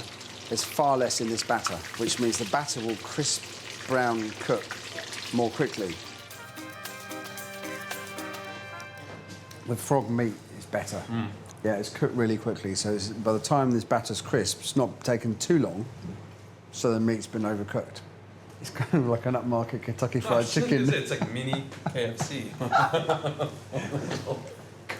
Kermit Fried Chicken. Having created a frog dipper the Colonel himself would be proud of, it's back to my feast to create my version of the most important part of the dish, the blancmange itself. Now, this recipe isn't, in fact, a million miles away from the original Tudor recipe. At its heart, it's got a frog stock. It's got the almonds in there as well. But there's a few extra ingredients I want to add to enrich the dish. This is mushroom ketchup. The first ketchup was brought back to England by seafarers exploring the Far East in the 1600s. We think of ketchup as being tomatoes, the oldest British ketchup recipe was actually made with mushrooms. And it was a kind of condiment. This is a once-in-a-lifetime Tudor feast. So, yeah, serving my blancmange in a little martini glass just ain't gonna do the job. To create a froggy habitat, I'm using a hollowed-out log filled with inedible green gel. On top of the jellied pond, we've got the water lilies. And one of the lilies has been moulded it around a bowl. And that bowl is for the blancmange. I'm completing the blancmange with some exotic luxuries of the Tudor age. Violet flowers, rosewater, and pomegranate. And for the final touch, my crispy fried frog leg dippers. And there you have it. My frog blancmange in true, over-the-top Tudor style. So, time for my guests to sample my complete reinvention of Tudor blancmange. What are they? They're on lily pads. It's beautiful. What is it? I love the way it looks. Magnificent. Doesn't it? What is it? I think fondue, there's the dipping thing. Isn't this just beautiful, this jelly thingy? I've bowled them over with the presentation, but what about the taste? Are they frog's legs? They have to be, don't they? I don't know what frog's legs look like. Frog's legs in the wild do not come with breadcrumbs on. It's absolutely wonderful. It's really nice. It's really, really nice. So in this blancmange is frog's juice. That's pretty crazy. I've only left one. Delicious. They'll love it, which is brilliant. But what about that old croak, Kelvin? Well, I preferred the plate to the food. Oh, stop it, Kelvin. They were fabulous. I don't know if that's considered an ultimate compliment from him or not, so. Frog blancmange is a genuine Tudor dish. Bloody hell. I've underestimated those Tudors. With the blancmange putting my guests firmly in the Tudor spirit, it's time for my monstrous main course. In the court of Henry VIII, 80% of all food consumed was meat, so I'm planning a carnivore's dream. Tudor royalty used meat to show how powerful they were. It was a status symbol, a kind of culinary bling. And so at feasts, they went to outrageous lengths to create dishes that would blow their guests' minds. Henry VIII loved to flaunt his bling, and splashing out on expensive meat was all part of the show. To impress the King of France, he spent the equivalent of £5 million on one legendary feast, serving up more than 2,000 sheep, 1,000 chickens, and a whole dolphin. But most impressive of all was to serve up a creature that no one had ever seen before. An edible mythical monster, cunningly constructed by his chefs bolting together bits of different animals. I found a recipe in a historic English text called the Halayan manuscript that actually explains how to create one such Frankenstein creature, a cockatrice. So imagine the opportunity to create an edible, mythical monster. Just the thought of that makes the hairs on the back of my neck stand up. I'm going to cook up a cockatrice exactly according to the original recipe. But first, I need to build the creature, and for that, I'm seeking some expert medical help. The original recipe calls for joining the back half of one animal onto the front half of another. So where better to come than somewhere does corrective surgery. Speak to the experts, start there first, and then move on. To assist me with this tricky operation, I've enlisted the help of top plastic surgeons, Sam Orker and Peter Amstein. What have you got here, then? OK. The idea is to try and make a mythical creature, a mythical beast. So a flying pig? Flying pig sounds good. Right. OK. I want to follow the original instructions to the letter, but as with most Tudor recipes, that's easier said than done. Take a capon and draw him clean and smite him atto in the waist. Take a pig and smite him also in the waist. Take a needle and a thread and sew the foreparty of the piggy to the hinder party of the capon, and then put him on a spit, and then serve it forth for a real meat. Excellent. Thankfully, with Peter's surgical knowledge, he can see exactly what the Tudors had in mind. So this is, here's the rib cage coming to there, just at the waist level. Yeah. And we can work out what the similar diameter. Yeah? Yeah. So, across here. Have you ever been asked to do anything like this before? This is just my normal Sunday procedure. Is it? For Sunday lunch. Scalpel, please. Thank you very much. So mind your fingers.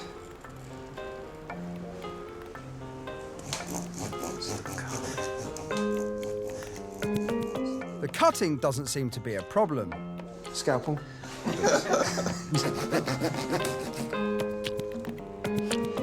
We should employ him, shouldn't we? That's right. He's a useful member of the team here. Now comes the tricky part, joining the bits together. We want to make it structurally sound. And what we normally do when we do human parts, which come off, we wire bits on. We've got to fix the bones first. Otherwise, the meat bit will be all floppy. We probably want some fairly heavy gauge wire. I'm not sure the Tudors would have had this, but we've got a bit of artistic license. As in a real operation, we use surgical wire to fix the bones together and then close up the skin with nylon thread. One of the things that really enticed me with this cockentrice recipe was that actually Tudors obviously had a want to really use food to create theatre, to have an impact, to have a wow factor. They like to make food that might seem like something else. They might make a savoury look like a dessert look like a savoury, or in this case, actually just make up a completely new animal. your tail's got on the end. Fantastic. And it should be pretty secure. Here it is, my pig-type, chicken-type cockentrice. All I've got to do now is cook it. But will my mutant meat monster be enough to blow my guests away?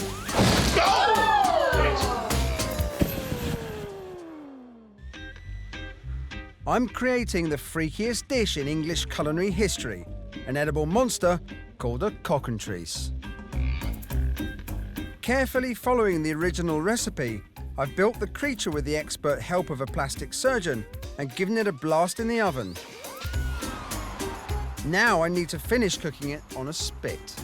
So in the great tradition of English meat eating, I'm taking it to the local kebab shop.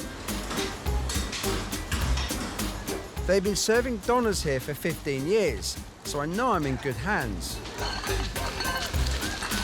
Yes. Oh, my name is Baku, no problem. Is it? Yes, my name is Baki, no problem. With another hour on the spit, my cockentrice is cooked to Tudor perfection.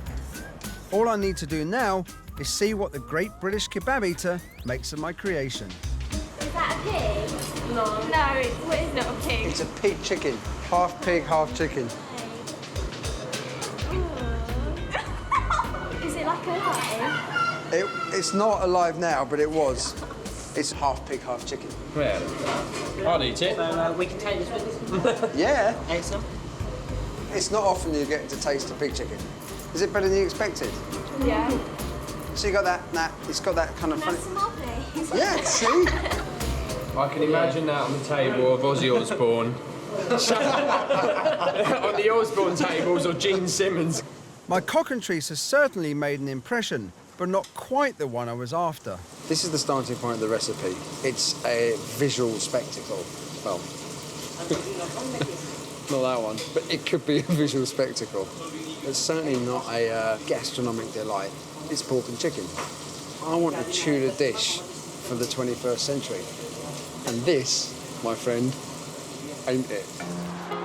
To really wow my guests, I need a creature that goes way beyond just pork and chicken. It's time to create the daddy of all meat monsters. The starting point should be, how can we make the most mythical, extreme, possibly disturbing animal to give our guests a right royal shock? I'm going to try turbocharging the Tudor recipe by building a new creature from much more unusual animals. But before I do any sewing, I want to test the idea. We have managed to find a collection of slightly exotic meats. Python, medallion of crocodile, there's camel, steak, which could be from the hump, kangaroo fillet, zebra. Have you ever eaten zebra? Never eaten zebra. No, me neither. I'm going to use the meats to design a new, extreme cockentrice. Zebra body, ostrich leg, camel hump, and the tail of a python. My new monster mashup will certainly look amazing, but what will it taste like? Now what we're going to do is just take a thin slice of each of these, cook them, taste them, and then we have to go from there. First, I'm going to try the snake. Oh, it's really chewy. See down here? The zebra looks even worse. We cooked that for 2 minutes. It is absolutely bone dry. What's this one? This is the crocodile. Really chewy. There's a reason why a lot of people eat beef and pork and lamb and chicken and duck and don't eat python and camel humps and stuff like that. As we are talking about the Tudors, I think it makes a lot more sense to look at meats that we have a history of eating. Clearly, to make a dish that tastes any good, I need to go back to the idea of using a combination of traditional English meats. But I somehow still need to make it look spectacular. So it's back to my books for some more Tudor inspiration. I've discovered that another thing that the Tudors did that was really theatrical was that they'd serve their animals with the feathers or fur still on, and then they'd whip that off at the table, revealing the cooked meat inside. That's given me an idea. I want to apply the same Tudor trick to my cockantries. I'm going to serve my monster complete with all its fur and feathers and conceal a delicious meat dish inside it. I've chosen 4 meats eaten by the Tudors, and armed with some suitable specimens, I'm hoping taxidermist Derek Frampton can help me construct a really mind-blowing monster. I'd like to make a cockantrice of my own, and I brought a couple of props. Right. That's meant to be it's meant to be a goose. Well, a puffin, but... And the middle section would be a lamb. Oh, yeah. The head of a pig. Okay. Derek's going to mutilate the cuddly toys to create a rough mock-up of the creature I have in mind. The challenge here is making it seem like this fictitious animal actually did live. Based on our cuddly model, he's then going to make a full-size monster from the skins and feathers of a real goose, lamb, hog, and chicken. Right. Inside this creature, I'm going to place an incredible meat dish made from these 4 constituent animals. The idea is actually to have the edible bit in this midsection. So I need to make a small compartment. Do you think you could do that? Yes, certainly can. Obviously, it's going to be a lot bigger. Yes.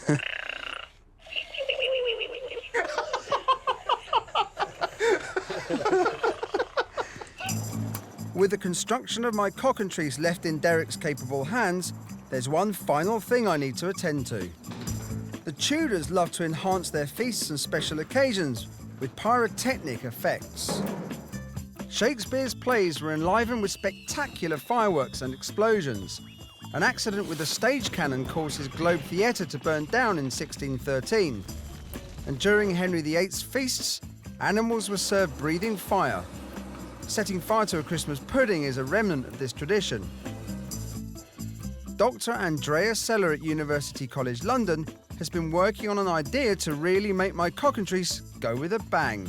It's ordinary cotton cellulose, which has been treated with a mixture which includes nitric acid. When you light it, whoomph. One feeds the other. Okay, and up it goes. so let me just show you. The idea is we just wrap this chicken in this fun cotton. and we'll see how it goes up. Let's just put a little bit more on there. Ready? Steady. Whoa! Look at it. Is there any residue on the chicken? Yeah, that's it. Now, it can easily be made to look like a wall. It goes up a treat, and there's nothing left. That effect was, I think, was great. Derek the taxidermist has finished my cockantrice, and back at the feast, I eagerly await its delivery.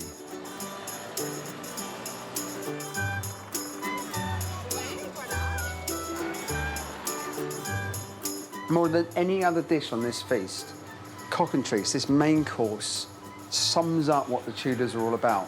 spectacle, the whole theatre, that wow factor. I love the idea that it wasn't just joining two bits of meat together. It was actually to create a mythical creature.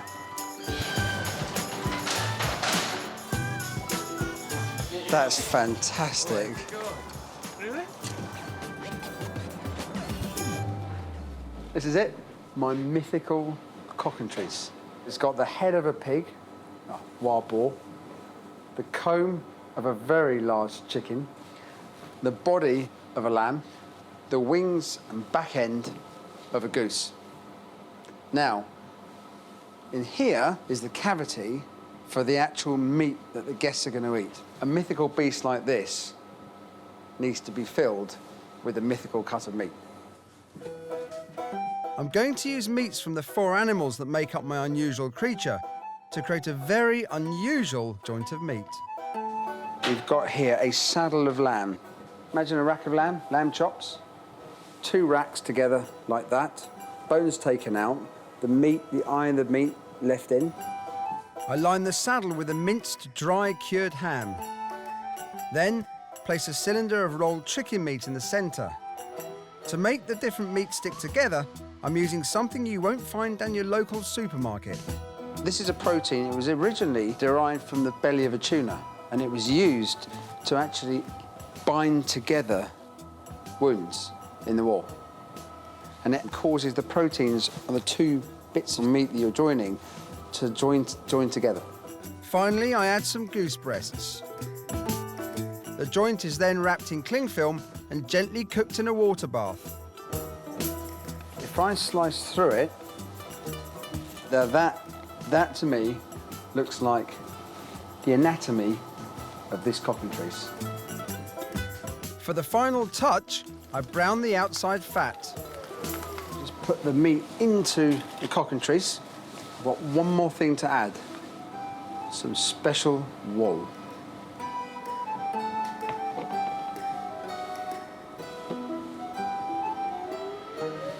And this will add the real Tudor theatrical touch. This wool is so flammable, if my guests get too close, they can lose their hair. So I need a way that we can ignite the wool from a distance, hence a fuse.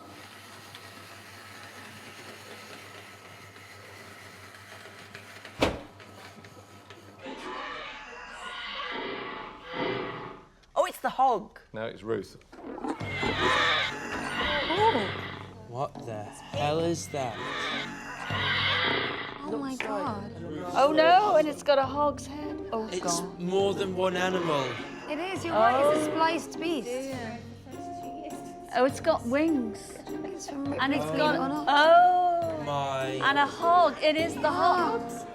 It's a With- flying pig. It is quite literally from out of this world. What an ensemble. That's unbelievable.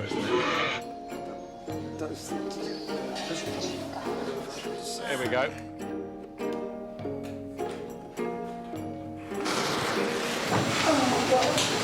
Jesus Christ.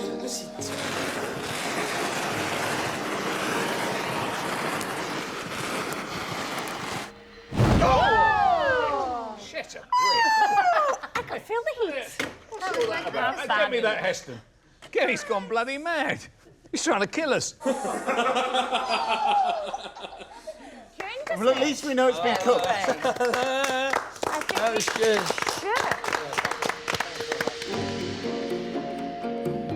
Don't think they expected that kind of, literally, ignition explosion.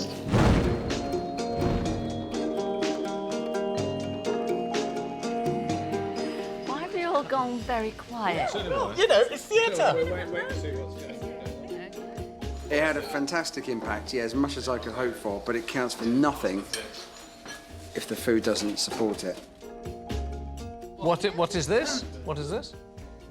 Cook and twist meat. A cook and twist. This is a cook and twist. Which is a creature of many parts. It actually looks like a swan has died bumming a ball. We've got goose at the back, sheep in the middle, boar at the top, so all of those are in there. Oh, I see. And is that what they do then? They merge the Yeah, bloody you lot? know, Tudors of a, Saturday night would do nothing but merging meats. Looks wonderful, doesn't it? I'm serving my cock and cheese meat with wilted spinach and a side dish of lamb jelly. I brought some back inside. This is so... Oh.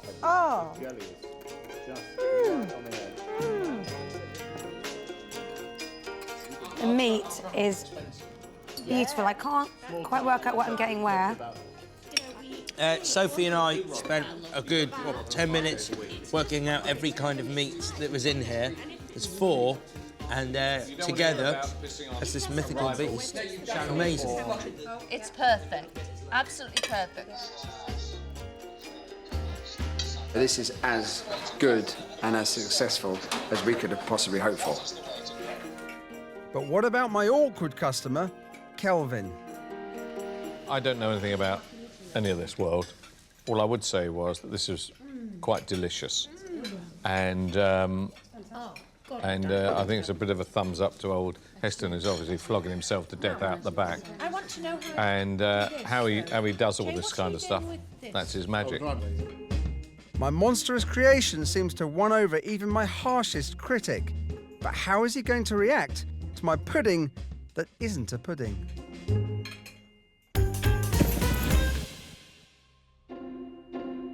It's time for the finale of my spectacular Tudor feast. And I've chosen a dish that really deserves to be called a true English classic. In Tudor times, there was one dish that we did better than anyone else, and that was pudding. A typical Tudor pudding was a mix of sweet and savoury ingredients, gently cooked within a protective casing, usually inside the guts of slaughtered animals. The original Christmas pudding was an elaborate mixture of dried fruits, beef and spices cooked in a sheep's stomach. An English pudding was a really sophisticated dish. It was the envy of the culinary world. And the king of them all was rice pudding. Nowadays, tinned rice pudding is a straightforward family favourite. I've come to deepest Devon, and here, the Ambrosia Rice Pudding Company. I've got my Tudor recipe. I'm going to cook it here, and I'm going to see how it compares to a modern domestic classic. I'm going to be shown around by taster Deborah Crome. But first, I want to remind myself of the childhood joys of eating rice pudding. Do you know I haven't eaten this for years? This is definitely childhood memories for me. I just don't remember what I had on it. It was jam. They've been making tinned rice pudding here since 1936. Originally, they used to use cream. We don't use cream, we use whole milk now. We had sugar, rice and milk, that's it. Modern rice pudding is actually quite a simple affair, and it's cooked in the can. But the Tudor recipe I'm going to cook is far more elaborate. In keeping with the Tudor taste for mixing sweet and savoury, one of the most surprising ingredients is bone marrow. I know you're going to be looking at this thinking, oh my God, that's going to be revolting, marrowbone in pudding. But think about suet. It's fat, it's kidney fat. And puddings have always used marrow and suet in them. To a basic mixture of pudding rice and milk, I add beaten egg yolks, sugar, and a bitter-tasting berry called a barberry. Finally, I'm adding the chopped marrowbone. The mix is now ready for the last part, sausage casings. So they are basically intestines, pig's guts. Here is my authentic, accurate Tudor rice pudding. After an hour of gentle simmering, my pudding is ready. That's really quite pleasant. I think I could be onto a winner, but how do the experts think it compares to their modern stuff? Quite surprising, spices come through very nicely in it. But I wouldn't have guessed it was marrowbone, not for a moment. Absolutely gorgeous, really lovely flavour, very creamy, and the spices are really set it off. It's gorgeous. I'm surprised that something from the Tudor times tastes as nice as that. Taste-wise, the Tudor rice pudding was a resounding success, but there's still a lot of work to do if I'm to turn it into the spectacular climax of my feast. The thing looking like a sausage, it was great, apart from the fact that you actually had to open the sausage casing and then scoop the rice pudding out. So, to keep the sausage shape without serving it in the unappetising skin, I need to find a new casing with sufficient lubrication to allow me to slip it off after cooking. I think I've found just the thing. The Tudors actually invented condoms.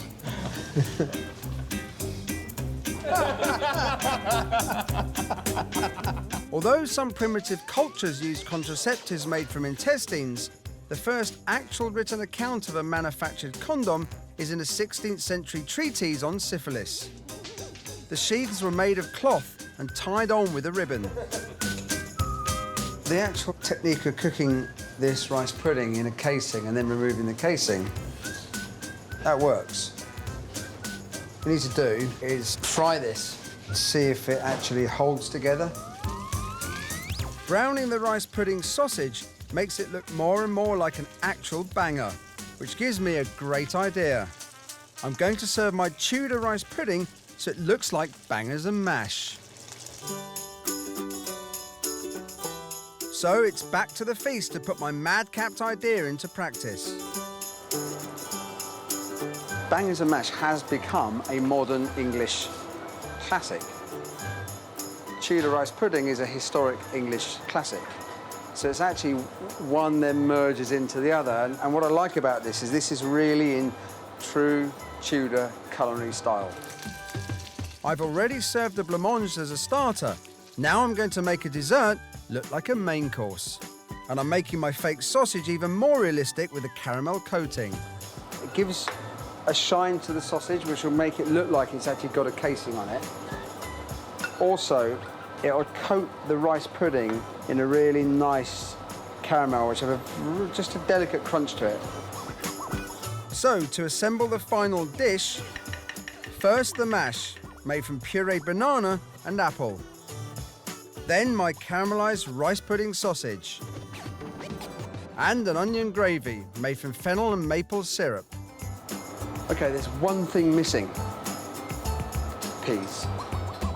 I'm going to make my own frozen peas, but liquid nitrogen is a lot colder than your average fridge freezer.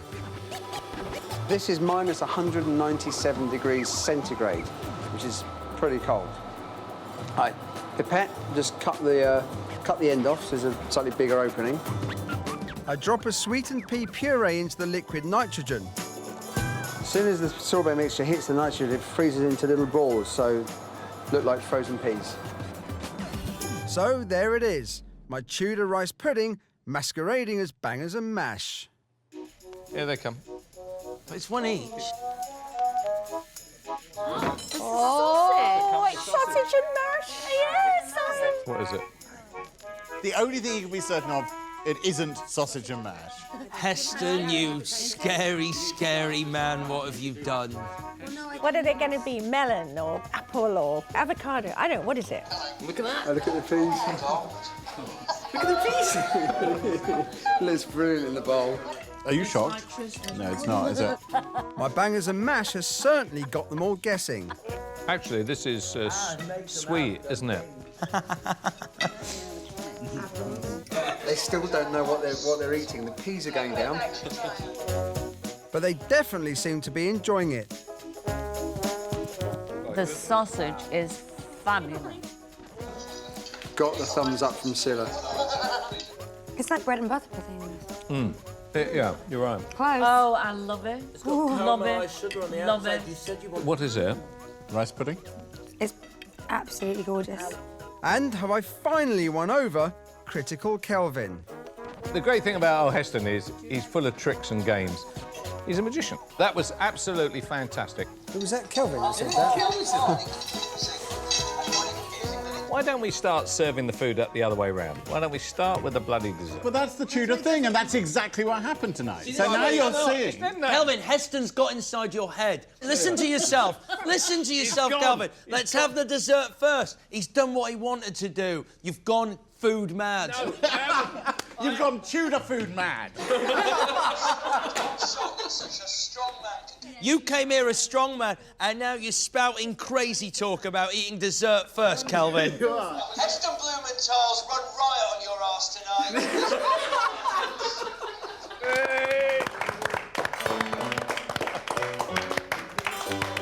That main course, the exploding animal, was spectacular. You just don't get this in normal life. This is something very special. No, it wasn't similar to Scouse, but it was perfect. It was fabulous. I can certainly say I've never thought about the Tudors quite so much in one day, even when I was doing projects on them at school. This was utterly fantastic, very interesting, and delicious. I am a convert. I wanted this feast to be adventurous. I wanted it to be spectacular, to capture the golden age of England and the golden age of English cooking. I think I've done it. And I didn't set any of my guests' hair on fire. I'm Heston Blumenthal, and I run one of the best restaurants in the world. I don't do food in an ordinary way. I think food should be fun. A delicious, spectacular adventure with every bite being a delight to the senses. I want to create meals that people will remember for the rest of their lives. I got off on it. It was very, very sexy. I believe the future of cooking lies in the secrets of the past. So I'm on a mission to use myth, science, and history to create the greatest feasts ever seen. Tonight, it's the Romans, and that means theatrical, deviant, and orgasmic. Oh my God. I'm on a food adventure in the extreme. So throw away your cookbooks. And please don't try this at home.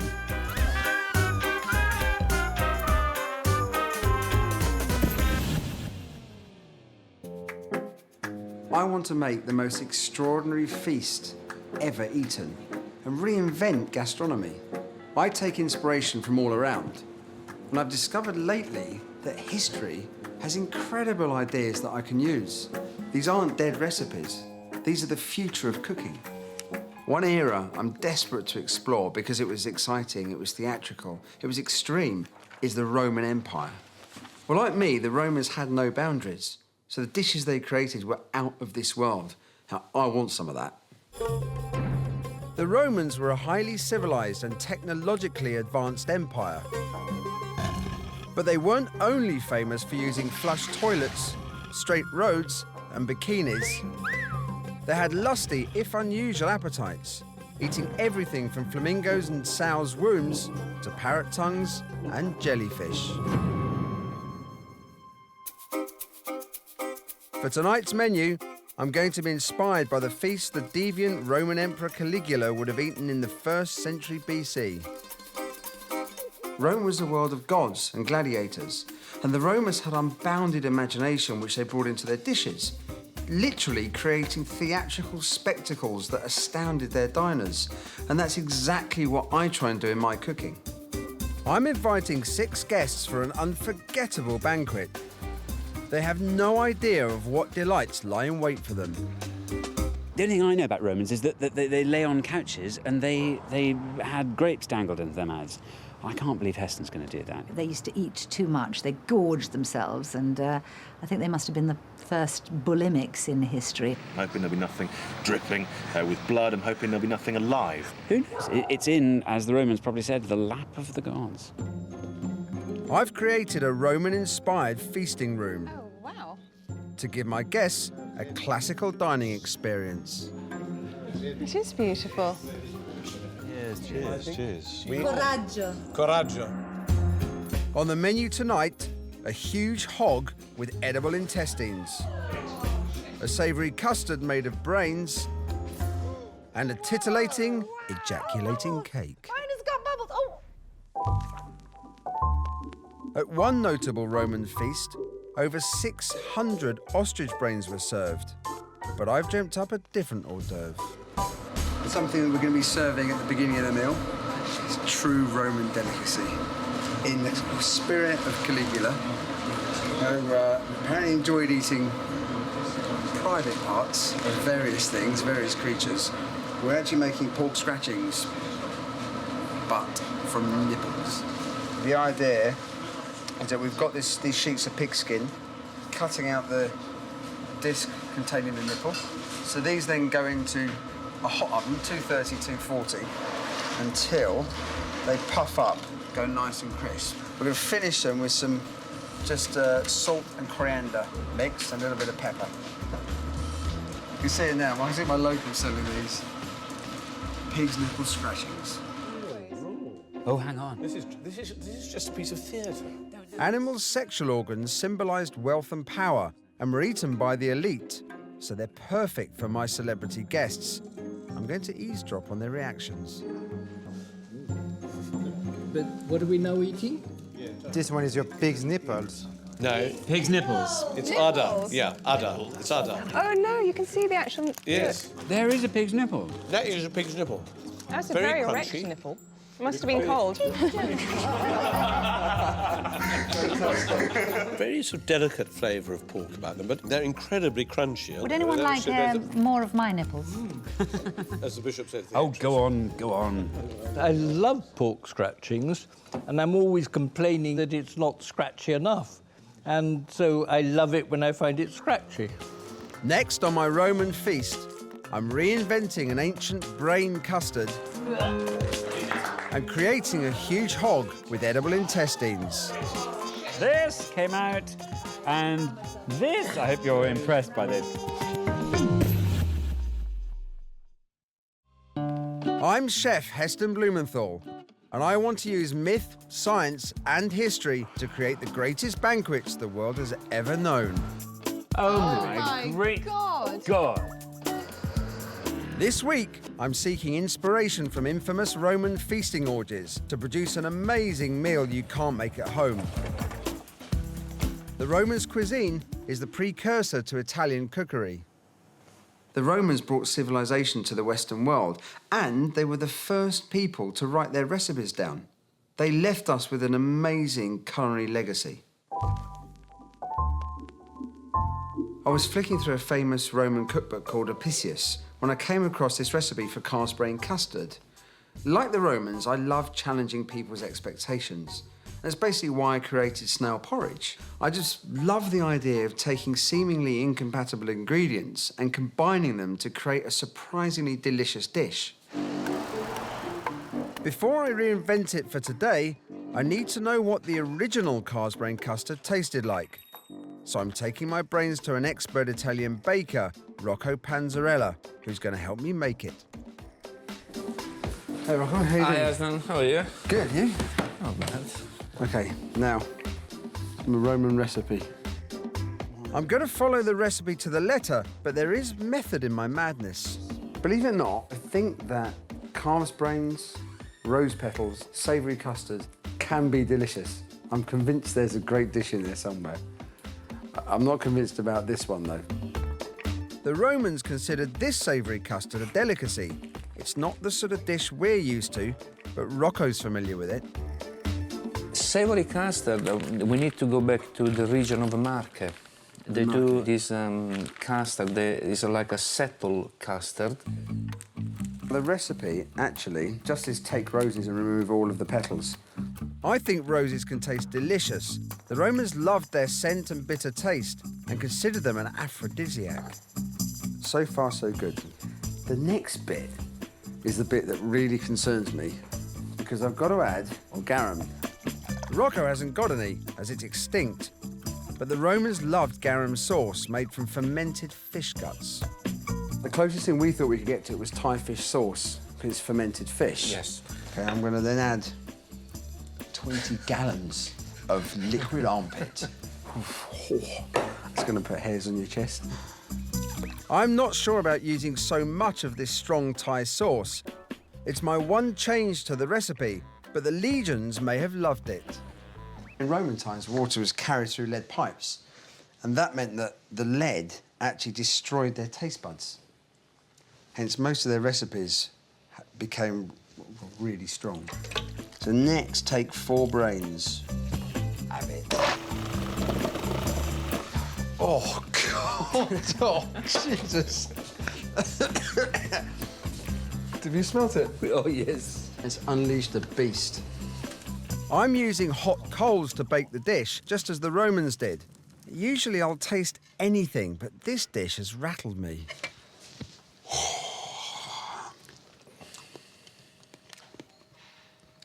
I'm waiting for those complex overtones of flavour to come flooding over me. Actually, it's nowhere near as bad as it smells. I'm worried this stinking dish isn't good enough. Right, chaps? What will the public think? It's a baked custard with brains and fermented fish gut sauce. No, mate. No, I don't. I think it's not too bad. I don't do fish guts.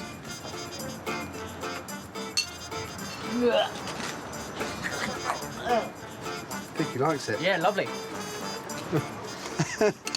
Not even with some ketchup. No. Can't tempt you. No. Come back. Come back. Come back. The brain custard was completely ruined by the smelly Thai fish sauce. But I'm thinking, perhaps the Roman original version tastes better. Garum was the flavour of Rome. It was the Romans' equivalent of tomato ketchup. They were wild about this stuff, and they used it in 90% of all recipes. The Romans adored garum, which they sploshed on everything. It was a sauce made from the fresh guts of a still gasping fish. The fish guts were mixed with brine, fermented in the sun for 3 months, and filtered.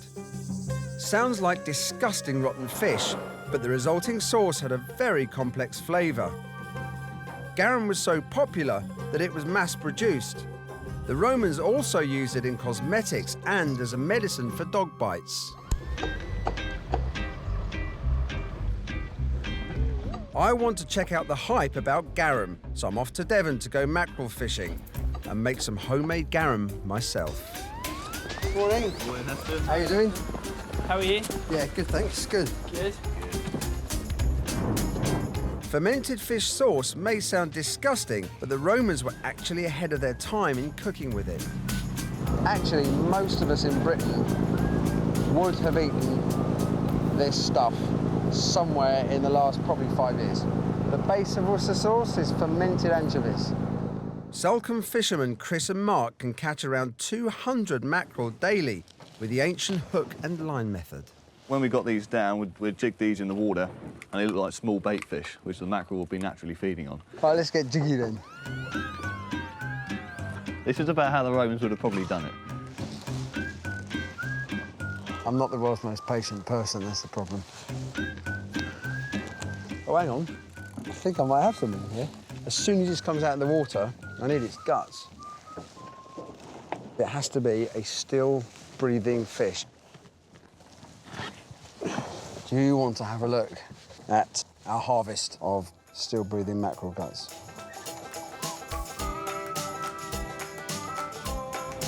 After 3 hours, we've caught enough fish to make the garum for my savoury custard. According to the Roman recipe, the guts have to be fermented for 3 months before being filtered. I like slow food, but even I think that's excessive. And now I need to make some of this garum. So this is my portable lab. Even the Romans had fast food, and I found a recipe for a quick and speedy version of garum. First, I've simmered the guts in brine. Now I'm going to use a vacuum pump to filter them. Obviously not having the patience of a Roman, but having the equipment, I can actually get a really clear liquid. So this should be my fast food Roman garum.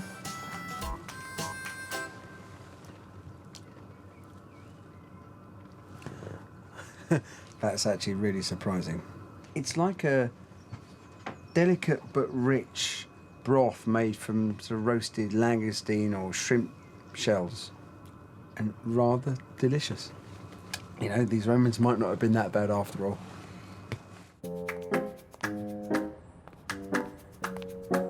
My garum was a delicious revelation. Now I'm going to use it to reinvent the brain custard recipe.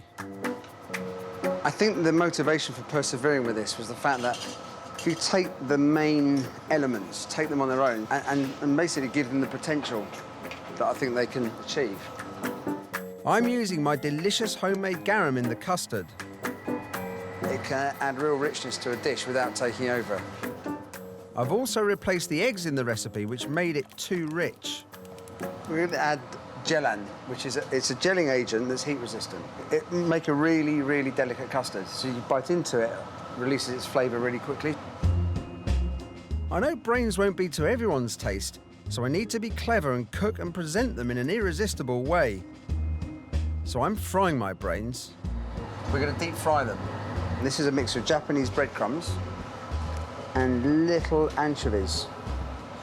A lot of people would think of deep frying as being a really aggressive way of cooking, but actually it can be a way of preserving the kind of integrity of really delicate ingredients. So what the batter does is, as it cooks, it forms a crust, and that crust actually protects the brains from the heat of the oil. I think it seems to have an essence of Roman recipe, but it is certainly a thoroughly modern dish. It all counts for nothing if the people that are eating this actually don't enjoy it.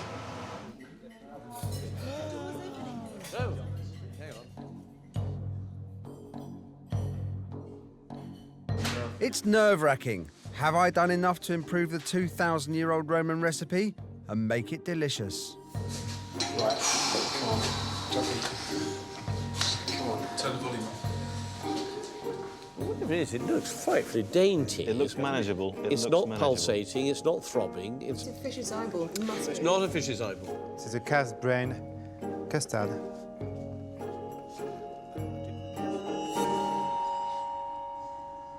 Oh, good. That custard is one of the most exquisite flavoured, textured things I've ever eaten in my life. That is amazingly good. Yeah? Mm. Oh. I'm just locking eyes with you now, and I'm going to ride on your enthusiasm. Yeah, no, that... I've had something. Honestly. That's a potato croquette, as far as I'm concerned. That's what I'm telling myself. So these are little bits of calf's brain in, I would say, Japanese breadcrumbs. We've got calf's brain balls. That's the brain? The brain. Hang on, come on. That was... Right, what a clever trick Blumenthal's played on me. Give him a thing that looks like, you know, something you get in a pub. Yeah, tells you about it. I'll enjoy that. I'll wolf down a brain. I love your brains. Yeah. I've never been as surprised by food. If I had been a Roman, I would have enjoyed eating all of this. And more. Having fooled my guests by using my brains, I've now found a showstopper for my main Roman dish. A huge pig, complete with secret edible intestines.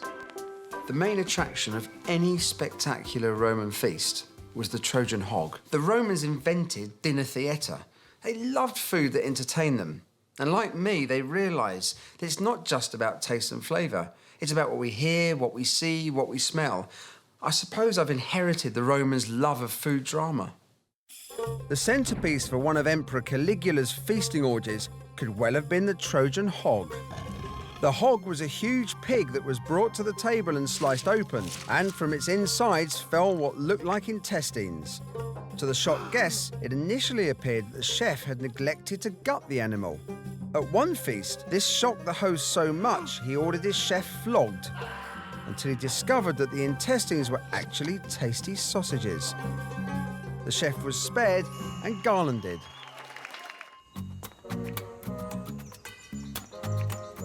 If I'm to create something amazing, this is the perfect place to start: Italy.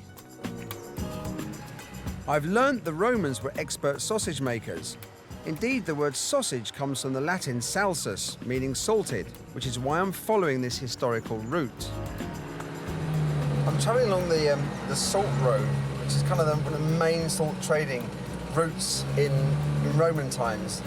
I need to try and really get a grips of Roman food culture and their relationship with the pig. It's going to be really key for my Trojan hog.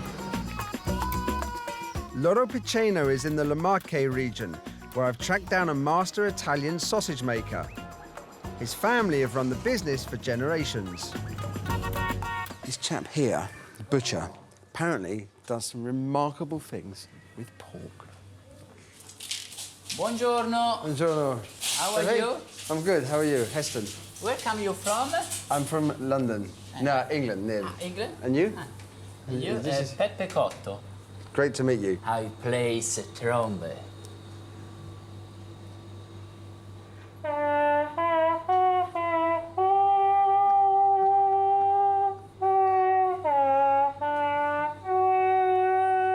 You know, I've done some surreal things before.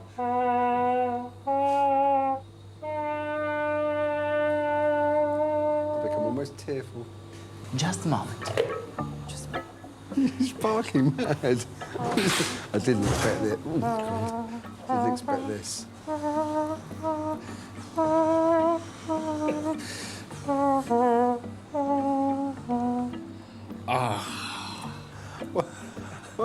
I had some really serious questions to ask, and now they've all completely fallen out of my head, and I'm just mildly stunned. But the reason I'm here, I'm trying to make a Trojan hog. We need to make sausages to look like intestines, so can you give me any advice? My grandfather put inside cacao. Just a moment. Cacao? Cocoa beans. If you look in here, see these darker bits? That's the cocoa nibs. Testing? Yes, please. Pepe's family recipe is remarkable. If I like the sausage meat, I'll use it in my intestines. In English, fantastic. It's really good. Actually, yeah, most people think of cocoa as chocolate, it's sweet. But cacao is bitter. It's like coffee. It's as bitter as coffee. To use it in butchery, this is the first time I've heard of it. Now, come in laboratory. Am I ever going to get out of here? This is my chance to pick up the tricks of the sausage trade from Pepe. I'm going to learn how the Romans preserved their meat before refrigeration. The reasons why the sausages, I think, were so important in Roman times were the fact that actually, by the time you got the meat, by salting it and mixing it with the other spices, you're curing or preserving it. Soft, more soft. These are techniques that were honed over years. Actually, what's been produced because of that is actually quite wonderful. Here's to the pig.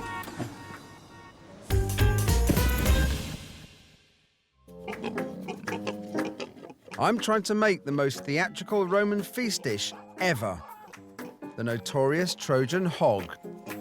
The truly dramatic moment with the Trojan hog is when the intestine sausages drop out. I've never seen what that looks like. Well, there's only one way to find out. Bernie Perez is a slaughterman on Laverstoke Farm. He's got 33 years of experience, and he's going to show me exactly how to gut a pig. These are fine saddlebacks. Remove the penis. Oh, I felt that. Yeah. I'm just going to break the cavity. I'm just opening, letting the intestines come out. This is what the guests are supposed to see when the hog is cut open. There's the intestines. I've now got to try and make some sausages that have resemblance to this. So I've got to think of a way of trying to... Duplicating this? Yeah. There's a possibility where you could, might be ambitious and make more than one type of sausage, different size, slightly pack them in differently, different fillings. I think for the meal it's got to clearly signify that they're the intestines. But I can't think of very many people that would like to tuck into something that looked like this. This might be one of the most difficult things I've ever tried to do. Even if I get it right from a visual point of view, it's going to have to taste right. Bloody Romans.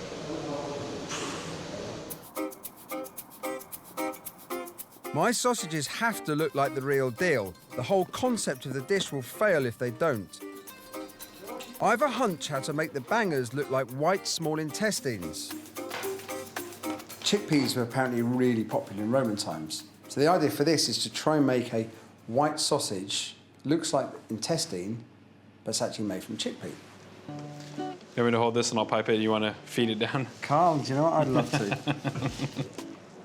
I think I need to push not so hard and you have to stroke faster. So, you know what? This is I was two trying to see who's gonna... fully grown men. There just seems something wrong about that. Stroking their sausage. I've put ginger and carrots in with the chickpea puree. The sausages need to taste amazing, as well as look the part. Whoa! The art of sausage making is an art. It is a skill and something that people literally take years to learn, years to master. My intestine sausages have exploded. They're too heavy for the casings.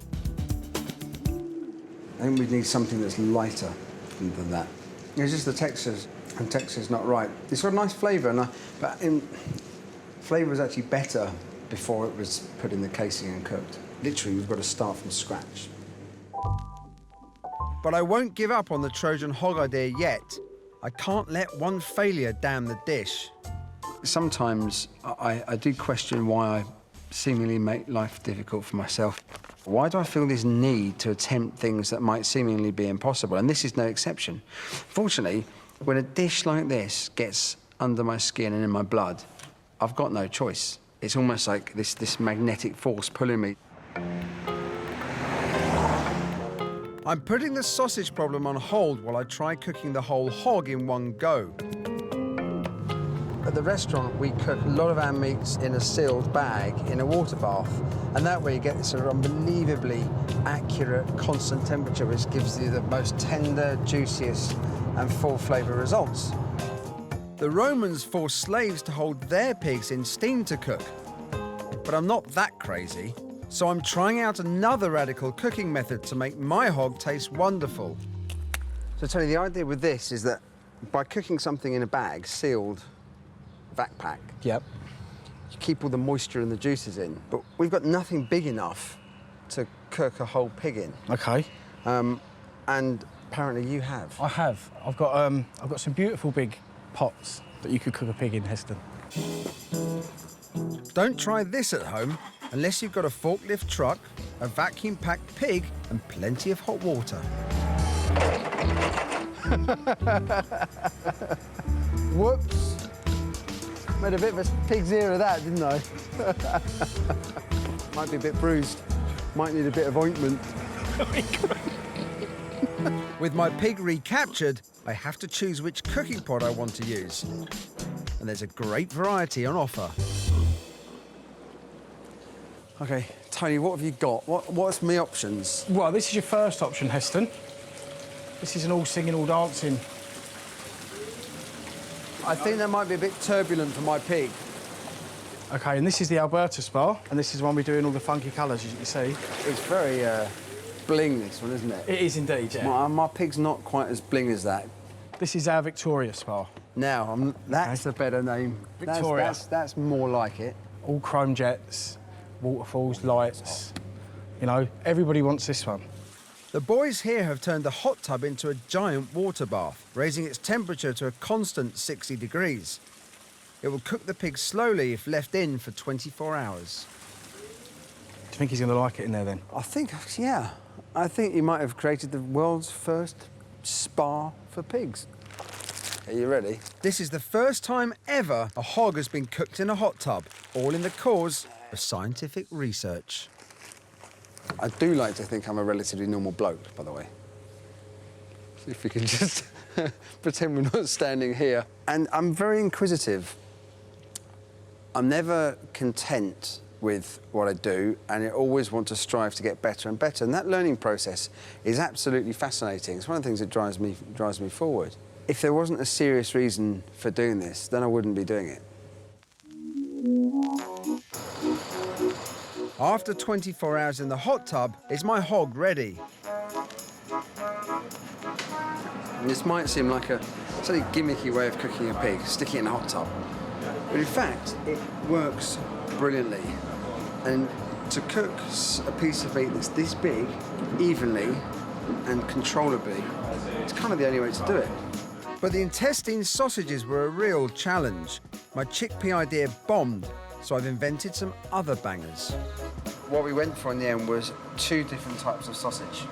So this one signifies a small intestine, basically a chicken-based seasoning, some spices. So it's very light. It's like a white hot dog. The idea with this one, the large intestine, was to make a sausage that was kind of browny grey in colour, but still appetising. And I wanted to take inspiration from my trip to Italy in that lunatic butcher. So it's got some cocoa in it. At this stage, I'm pretty excited about the way it's looking. But it's all very well using food to create theatre, and that's exactly the essence of what the Romans were doing. But that counts for nothing if when they put the food in their mouths, it doesn't taste very good. I'm desperate for this dish to steal the show. To give it colour, the hog is going to be spit roasted and basted in garum. Let's mix the garum with some pork stock. So as that roasts, those sugars are going to start to caramelise. Then it's hung from its own bespoke chariot. Before serving, I've some delicate surgery to perform on my hog. The idea is we've actually got an endoscope to try and get the sausages to the right part of the belly, so when I cut at the table, they fall out. The patient is sedated.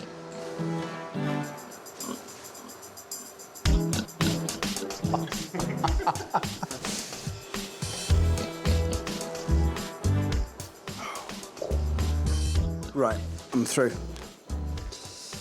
They might just walk out after this. After all the abattoirs and hot tubs, I'm hoping my centrepiece of Caligula's feast will steal the show. I think we absolutely do. We do this point, there we go. The smoking pig. Christ almighty, look at that. Yeah, it's a Trojan hog. This is the Trojan hog. Good question. Finally, the hog is to reveal its secrets. The guests are caught up in the spectacle of it all. Frogs. Snakes. It's Frogs. going to be snakes. It's going to be. What's it going to be? I'll take bets. If it's a live bird, I'm leaving. Look at that! Hey! Look at intestines. Oh, let's call them sausages for now. Bit of sausage. And a white sausage. There's a large and small intestine. Thank heavens for little intestine. Hooray! I mean, wow! And that little pig produced it all. Before the bangers, though, my hot tub pork. Oh, belly pork. This looks delicious. Damn it, to crikey goodness, that's the most delicious thing I've ever eaten. Isn't it, though? I'm still on tenterhooks. The whole point of this dish is that the sausages are irresistible. Can I help you to some Would you mind? minutes? Yeah, give me This white anemic sausage. Oh, amazing. Yeah? It's not like a normal sausage would taste. Very soft inside. So this was my favourite dish so far, but I think it's just Heston's cooking. He's brilliant, isn't he? I'm finding them delicious. Yeah. This came out, and this, I hope you're impressed by this, because damn it, I'm going to eat this. Cinnamon Came out, no, that's delicious. Well, I think this is probably the closest thing we've got to a dish which the Romans would actually themselves recognise. The Romans would have laughed themselves absolutely silly at this. So this is the classic sort of vulgar, coarse humour that distinguished the Roman Empire. With the drama of my Trojan hog dazzling my guests, I now want to up the ante and hunt down an orgasmic finale for dessert. I came across a dish in this classic Roman novel called the Satyricon, and the dish was ejaculating cake. Now, the Romans designed their dishes to create a response from the diners, just in the same way that I do. I love the Roman sense of humour when it comes to cooking. If I can create this dish, my diners will remember this for the rest of their lives. The lusty god Priapus was an important figure for the Romans. He was a symbol of fertility and a protector of male genitalia. In the Roman novel The Satyricon, the guests are feeling tired at the end of Trimalchio's feast. A statue of Priapus, complete with a huge phallus and an apron full of fruits, is served to get the guests feeling randy. They're intrigued, as slaves then serve smaller cakes. When picked up, these cakes squirt out saffron juice at the slightest touch. I've learnt that trickery was commonplace in Roman cuisine, so these naughty cakes would have delighted diners. It's time for me and the boys to find out how they could work. What we're trying to do is make ejaculating cakes. Where better place to start for ejaculating cakes than in the car park? I've got my safety wear and a motley crew. We're mixing mint sweets with a fizzy drink, which creates a rapid release of carbon dioxide. You'll get these Mentos in a bottle of Diet Coke, and we haven't got very long from once you put them in till it starts frothing. Mischievous kids all over the world have discovered the rough surface of the sweets creates massive bubble growth in the drink, causing it to fountain up. We're going to start with a couple, just in case. Okay, anyone close to these, goggles on, please. Whoa! Well, that's certainly an ejaculating cola bottle. Why, if we had umbrellas, we could stand there in sheer confidence. You'd have to run away like little girls. Oh, no, no! That was only two. Believe it or not, I think I'm onto something. Now I'm adopting the principles from the first explosion, but using dry ice and water instead to rapidly release carbon dioxide. Exploding bottles are all well and good, but we've now got to take it to the next step. And we have carefully constructed one of the most beautiful pieces of patisserie I have ever seen. The bottle with the dry ice, I'm going to very delicately insert it into the cake. Oh, look at that. Would you look at that? Hang on a second. Lid on. Right, we've got to get behind the car. Look at it. Quick.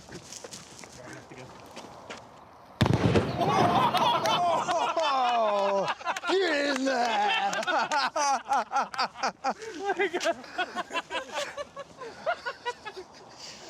It's impressive, but I need a spurting ejaculation, not an explosion. It's a danger factor. We can't. How are you going to eat? There's nothing left to eat.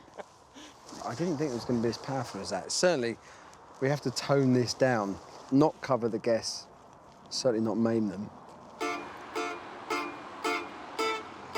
The exploding cakes have given me an idea. I'm using the exact same chemical reaction and deliberately scaling it down. I'm going to make my cakes bubble up gently. I'm using dry ice, water, and egg whites. Eureka! We have our first eruption. We're getting that lava effect. The bubbles are coming out nicely. It's fizzy. It's fizzy egg white. That's definitely a success. Yeah. So the next step is to see if that is strong enough to be able to make the custard erupt. I want this to bubble with saffron custard, as the original Roman cakes did. That was a real eruption. Continuing with my odyssey to create the ultimate Roman dessert, I'm searching for a cake that'll give me a spurting ejaculation. Oh, bubbles! Mine has got bubbles. Oh! I'm trying to create the ultimate naughty Roman dessert, which will both tickle and titillate my diners. Cooking is all about creating emotion and giving. And from a chef's point of view, if you can give pleasure to people through food, that is a truly fantastic feeling. But my ejaculating dessert just isn't ready to please. I've a sturdy spurt, but no cake. It's a rather awkward problem to discuss, and I need professional help. This is kind of as much of a physical problem as anything else. We've got to somehow get the shape of the cake sorted. The size, the shape, how do we kind of aid that eruption? Cake maker Mish Turner makes wedding cakes for the discerning glitterati, including Madonna and David Beckham. She's agreed to an intimate chat about my little problem. Hi. You're good. Right. It's based on somebody called Priapus, who apparently was the god of fertility. And the idea that somehow you kind of touched part of the cake and a saffron custard will come out. Mish needs to understand how my ejaculation will work. Now you can now see it's Yeah, kind it's steaming. It's like Mount Vesuvius. Are they not allowed to see what's kind of going on inside? Ideally. Right, I'm with you. And just to make the challenge even more complex, we want to try and get it so by the time they finished eating the cake, They don't know how it's done. yeah, there's nothing there. All right. Fortunately, Mish is a woman of the world and is adopting a no-nonsense practical approach. I need a cake solid enough to prevent leakage. What I've done is try to produce you some cakes that have got a slightly denser texture. Okay, because I feel that if you're going to put anything inside, then if you've got a more solid wall structure, it's more likely to come out of the top. So this one is the lemon cake, so it's got quite an open texture. This cake has a light crumb structure. To melt the dry ice and produce the gas, I'm adding my saffron custard followed by a sweet syrup. It's coming up. I can't see. Oh, there's a couple of the holes there where it's coming out the side. I think we've got a bit of seepage. I don't think your god or whatever would be too happy about the No. seepage. Going to go for a denser texture cake. Yes. Here we go. With the carrot cake, it's the sunflower oil base as opposed to butter base. Nothing's come through. Nothing's come through, but similarly, nothing's come out over. The first two cakes aren't good enough. Now we're going for it with a heavyweight chocolate number. You can see already it's dense. Mish has an idea to force the custard upwards. Just sealed that with buttercream on the outside. Literally, like building a brick wall. Brick, plaster. So now she's going to wrap this with a white chocolate collar. Now that's interesting. I can see custard. Well, that's certainly bubbling away. I think the chocolate cake has certainly been the one that's most supportive of that effect, you know, where it's come up and stayed quite intact on its structure. Yeah, it's either got to be something more dense or something with a layer of fat to act as a barrier, hasn't it? I've taken inspiration from my cake consultation, and I'm using a dense white chocolate mousse. I've also constructed an ingenious little device to contain the eruption. So here's how we've solved the massive problem of the ejaculating cake. And the key to it is this. It's a chocolate chamber, so it's sealed on all sides apart from here. It also had to be edible. We didn't want the guest to eat the cake and end up with a kind of piece of plastic in the centre. I'm leaving nothing to chance. As extra protection against seepage, I'm using a paint gun to give an outer layer of chocolate to my dessert. It's to give a really nice textured finish. Also, it'll have a slight crunch to it. I've also added a surprise orgasmic sensation into the cake. So this is a biscuit base to create a sensation of things almost exploding in the mouth. So we've filled it with popping candy. Pop rocks, space dust, and then there'll be these sort of crackles going off in the back of your head. Finally, I'm using syrup and egg white to erupt with the dry ice.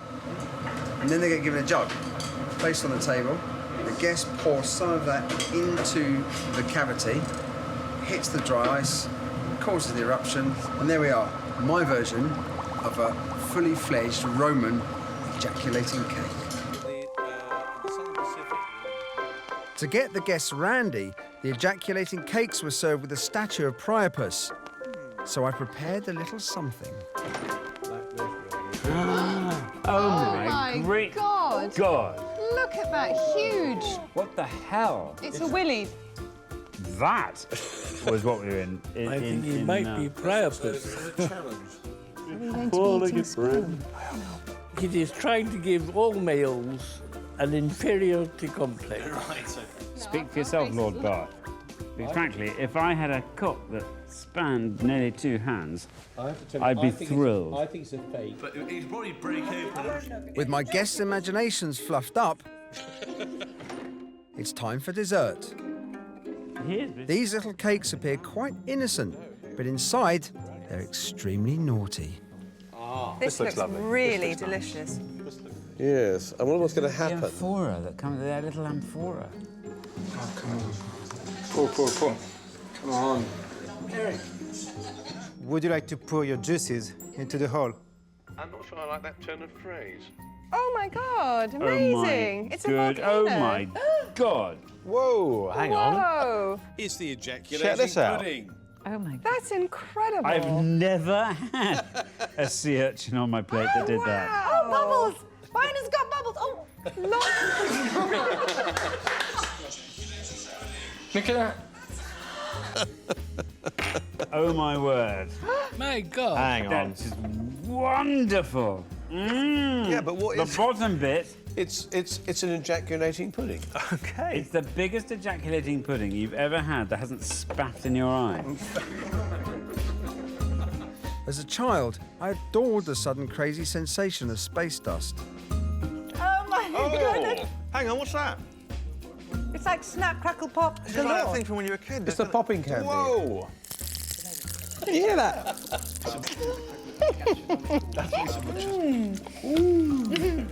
Yeah. You got it? Yeah?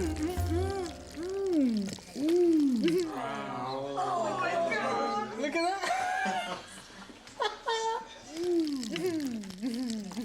You're enjoying it. It's like when Harry met Sally. It's an orgasm in the mouth, actually. It's a mouthgasm. That's what it is. A mouthgasm. It's a mouthgasm. I'm wondering if it's going to do it again.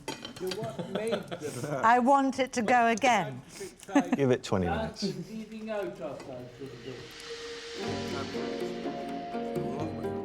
It's everything we'd have hoped and wished for, really, Yeah, isn't it? definitely.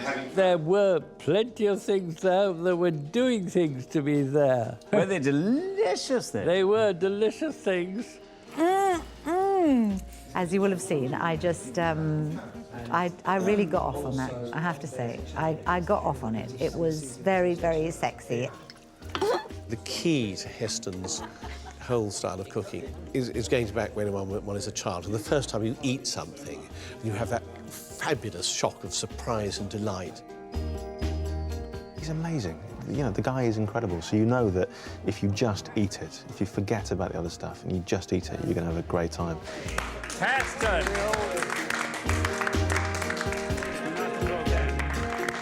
It was amazing. I feel like I've succeeded in creating a truly Roman feast.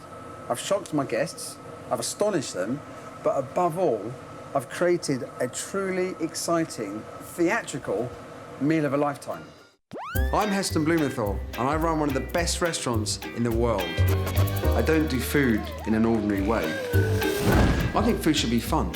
A delicious, spectacular adventure with every bite being a delight to the senses.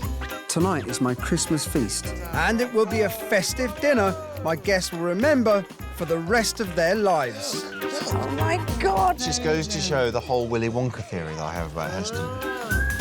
I'm on a mission to use the magnificent meals of Christmas past to create an incredible Christmas feast for today.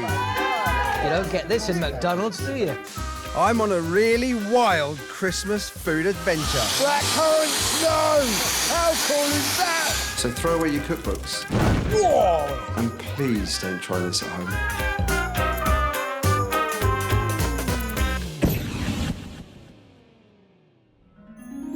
I want to make the most extraordinary Christmas feast ever eaten. Because I've discovered the feasts of Christmas past were far more exciting, spectacular and indulgent than our modern Christmas dinner, especially those eaten by kings. Christmas is one of my favourite times of the year.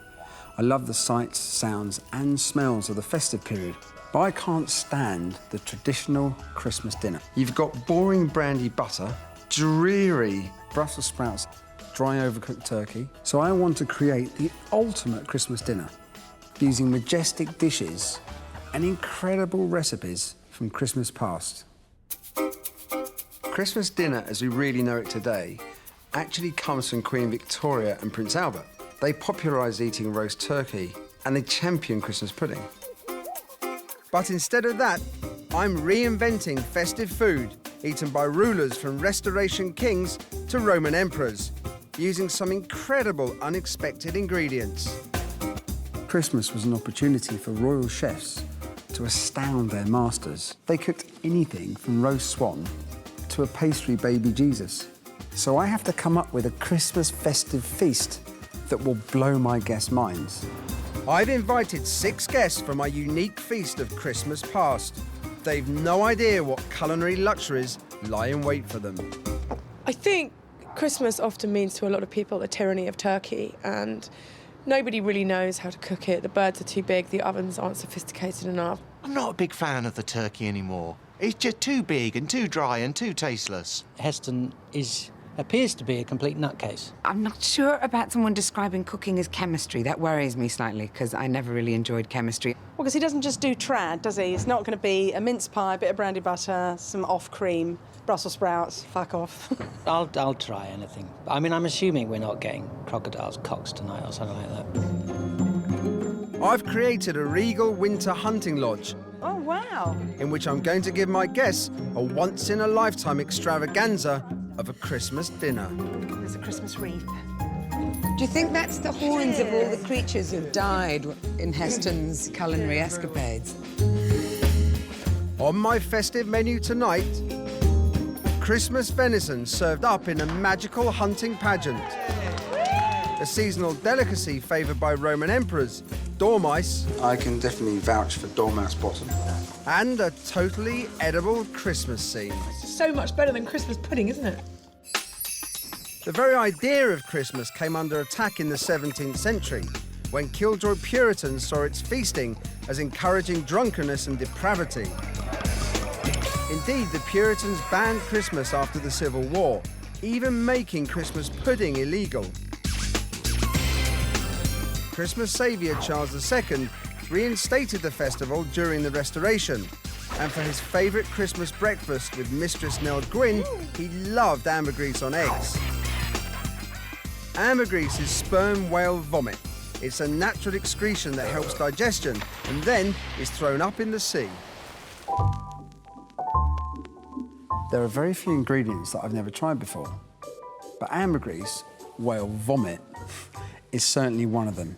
Pound for pound, it's more expensive than gold. So I want to make the most expensive Christmas dish ever. So why did Charles II, the king who saved Christmas, adore ambergris?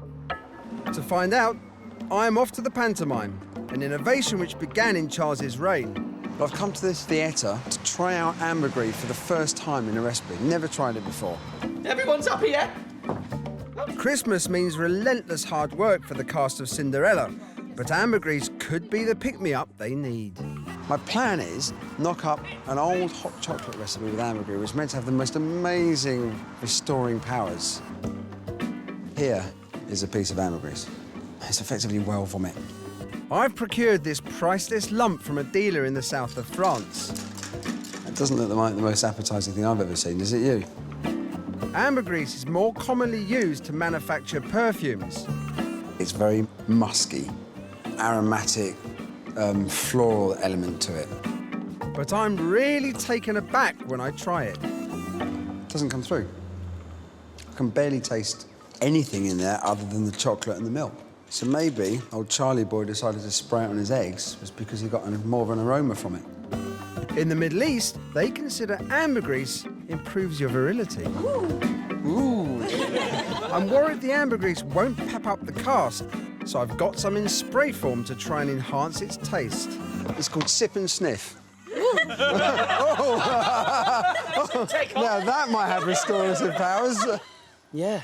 Oh no, there's a real musky smell. Oh my God, it really makes you go now. slightly lightheaded. I think I'm wet, are you? I don't know what you mean. Oh my. This pungent ambergris seduced Cinderella and Buttons, but will they still like it when I reveal what they're really drinking? The secret ingredient is actually whale vomit. Are you kidding? No, it's some... Lucky it wasn't a sperm whale. Oh, yes, it is. I will expand. It's actually something called ambergris, which is the most valued ingredient in the perfume industry. It is sperm whale vomit. I'm not obviously bothered, because it's expensive.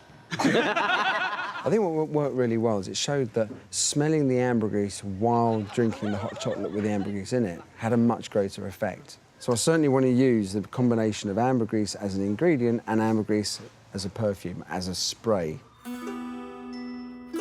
Now, it's time for my ambergris dish. If you go back in time, Christmas feasts have been some of the most lavish banquets ever served. And this dish taps straight into the essence of that. It is based on ambergris and eggs, King Charles II's favourite dish. Now for the ambergris.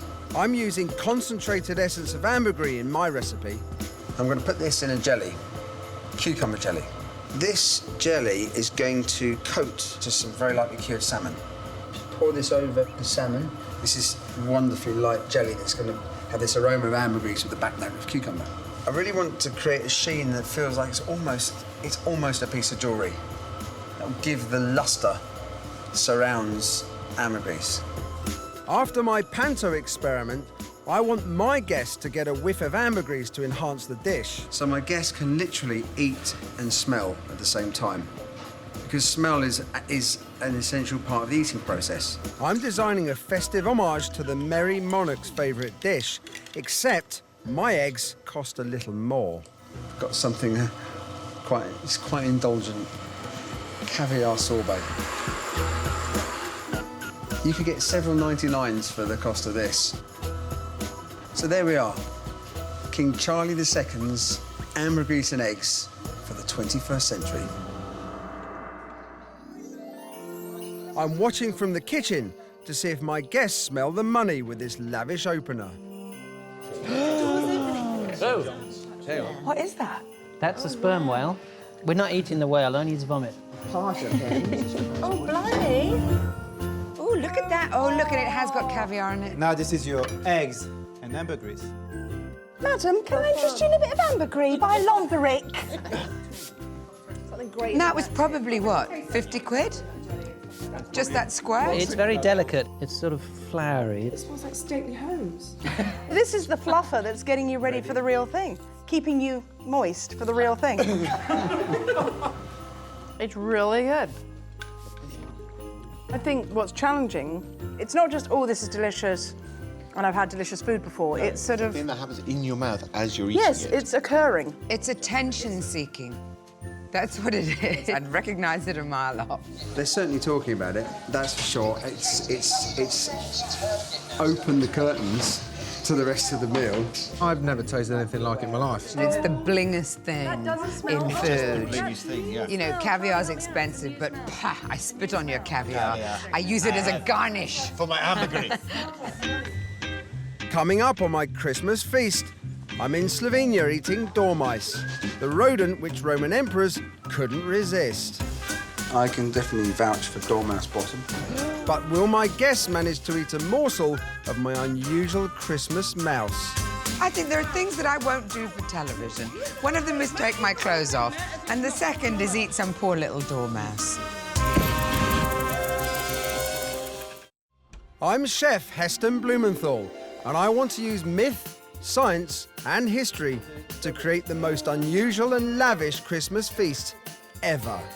It's the blingest thing in food. Caviar's expensive, but I spit on your caviar. I think our modern Christmas dinner is bland compared to the wild way our ancestors feasted during the festive season. This isn't a Christmas feast to try at home. This is a once-in-a-lifetime opportunity to create something truly special, truly magical, and celebrate Christmas in a completely unique way. I'm fascinated by unusual ingredients that push culinary boundaries. And while I was looking for an indulgent, expensive Christmas starter for my feast, I discovered that the Roman emperors loved eating dormice, which they bred at great expense. Well, I thought, if it's good enough for the Caesars, it's good enough for me. One way the Romans celebrated Saturnalia, the pagan precursor of Christmas, was by dressing up as goatmen. There was wild revelry, and the drunken mob ate exotic and unusual things to celebrate. Anything from ostrich brains to dormice. During Saturnalia, the emperors could have eaten their dormice cooked with honey and poppy seeds. However, the Roman authorities banned dormice, fearing the populace were wasting too much cash on the costly snack. But the angry masses ignored the new law. I'm curious about tasting the strange little dormouse that was the Romans' favourite festive food. So I've come to southern Slovenia, where the rodent is still eaten, to meet dormouse connoisseur Boris. Boris. Hi, Heston. How you doing? Yeah, lovely to meet you. According to Slovenian legend, the devil is the shepherd of dormice, and I thought they were just doe-eyed cuties. The name dormice obviously comes from Sleeping mouse. dormir. Sleeping mouse. It has a long hibernation period. So when they're awake, are they relaxed? Oh, not at all. They are normal. They are wild animals, and they defend and they bite. This obsessive club of dormouse hunters trap the rodents in thick beech forests. Boris hears there's a trapped dormouse nearby, but it doesn't sound happy. The animal is angry. I can see a new Hammer House, a horror film coming out for this. Revenge of the Dormice. This one's big. It's got 18 teeth, and it's even got tattoos. I'm beginning to wonder whether I've underestimated the wrath of the dormice. Ah! So I was bitten. Bastard. That's what I was warning you against. That's a good-sized bite, that is. I told you. Boris wants me to get close up with a dormouse, but I'm apprehensive. Chef mauled by mouse isn't a great headline. Yeah, are you ready to take risk? Yeah, I'd rather not be bitten, but... We need to be careful how to handle it. After his vicious attack, bold Boris is taking no chances. He's using ether anaesthetic and some ladies' tights to protect me. It's certainly the first time I've ever seen dormice in tights. I think that's a name for one of next year's pantos. Even this large amount of anaesthetic will only knock out the wild dormouse briefly. We've got a minute before it wakes up and realises it's being manhandled. I'm beginning to wonder if this is a good idea. Can I ever turn this mighty mouse into a Christmas starter? Apparently, this little animal threatened to bring down the whole Roman Empire. They were almost becoming addicted to eating dormice, and this was a bad distraction that was going to undermine the whole discipline of the great Roman Empire. Well, but this one is not directly responsible. No, I don't think we can blame. So we can release it. Fortunately for my new pal, I can't eat him because dormice are off season. In Slovenia, women traditionally rule the kitchen. Good. Yeah, good. So Vera and Yogi aren't so sure if I'm up to the challenge of cooking the prize mice. Oh, I'm under pressure now. One by one next to one. And do they have a favourite part of the dormice? Šunkica. Oh, no bottom. I trust the ladies. Like a bit of butt cheek. Oh, yes. Oh. This technique's what you call a braise. So it's not a stew, it's not a roast. So it's like the onions have been browned, the dormice have gone in. You see the liquid's in there just partly to stop the onions cooking anymore. It's time to bite into a bit of dormouse bum. It's really good. Yes. It is rich, it's nutty, it's moist. I can definitely vouch for dormouse bottom. I think it's a winner.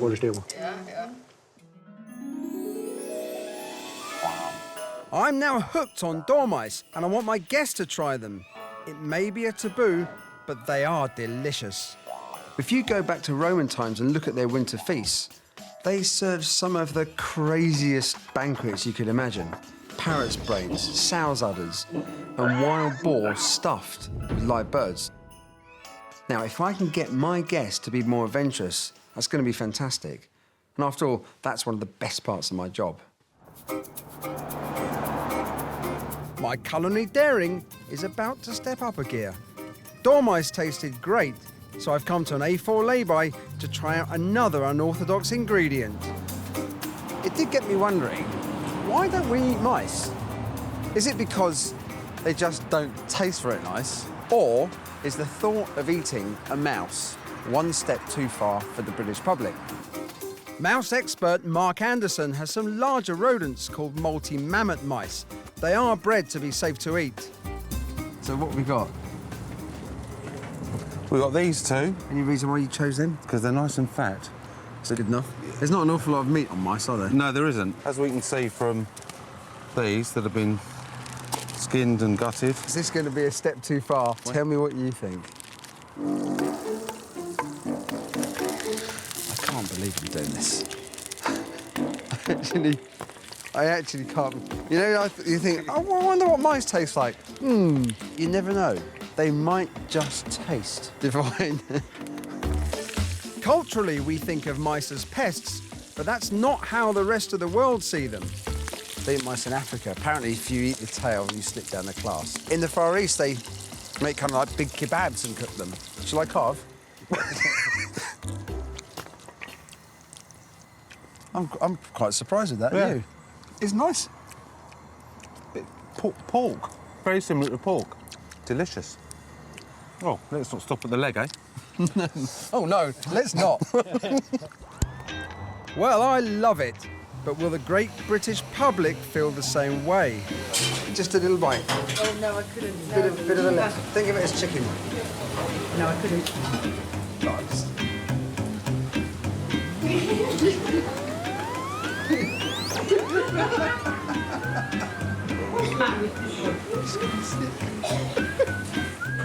Is it just the thought of it? Yes. Excuse me, sorry to interrupt. Can I interest either of you in a mouse?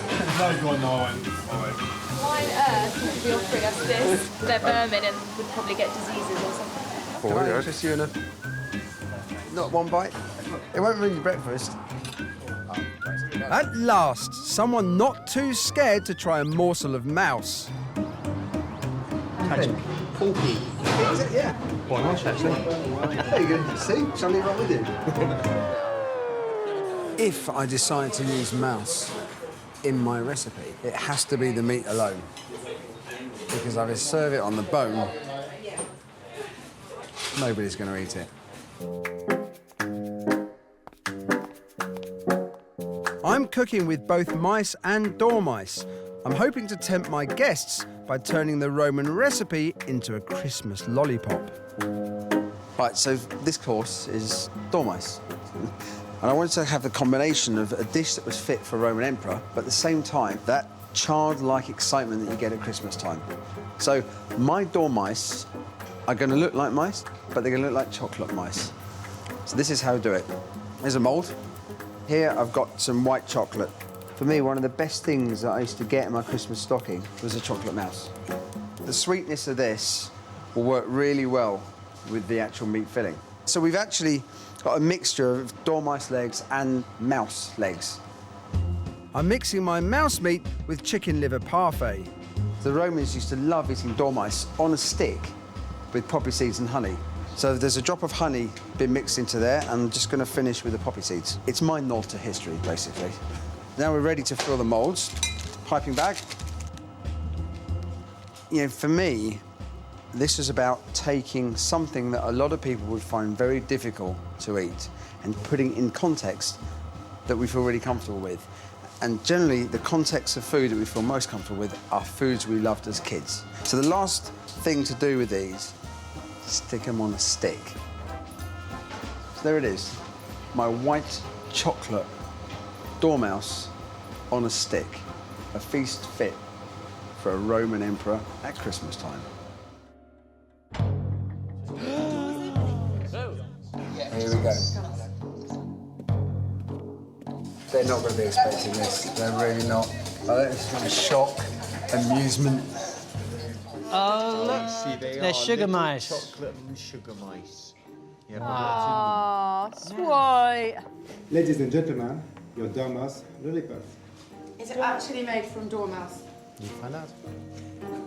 I don't think it's a real dormouse. Let's face it, it's not a real dormouse.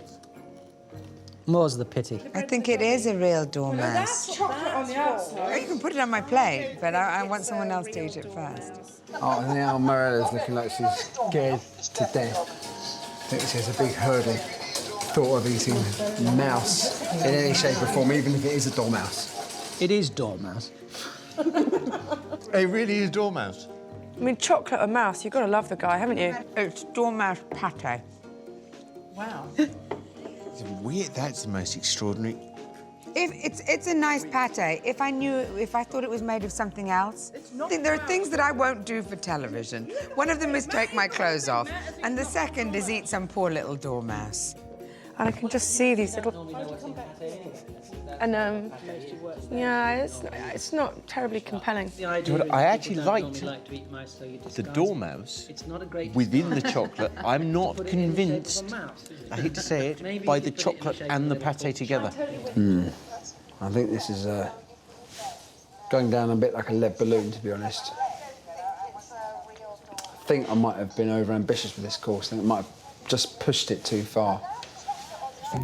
I need to get my Christmas feast back on track. So, for a slice of prime-time medieval entertainment, I'm bringing a cooked stag back to life. I think someone's having a laugh, is what I think. And I try to give my guests the true thrill of a royal deer hunt.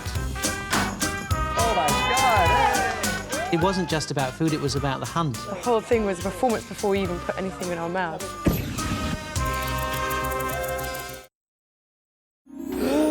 I'm trying to make the Christmas feast of a lifetime, but my Roman dormouse dish was a festive flop. It's dormouse pate.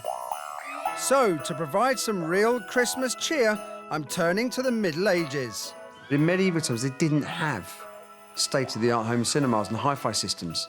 It was the food that provided the entertainment. And Christmas feasts, not only were they kind of gargantuan events, but they were spectacles. That was the entertainment. That was the blockbuster movie of the time. Medieval Christmas feasts were designed to thrill and amaze. Anything from roasted swans gilded with gold to castles made from sugar were served. Stuffed boar's head was a popular Christmas dish. This tradition began after a wild boar attacked a student, who killed it by ramming a textbook down the animal's mouth. He then cut off the boar's head and ate it.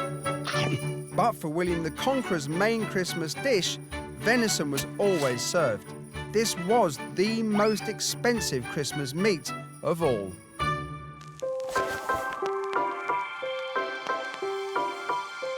It's a medieval Italian recipe that's caught my eye.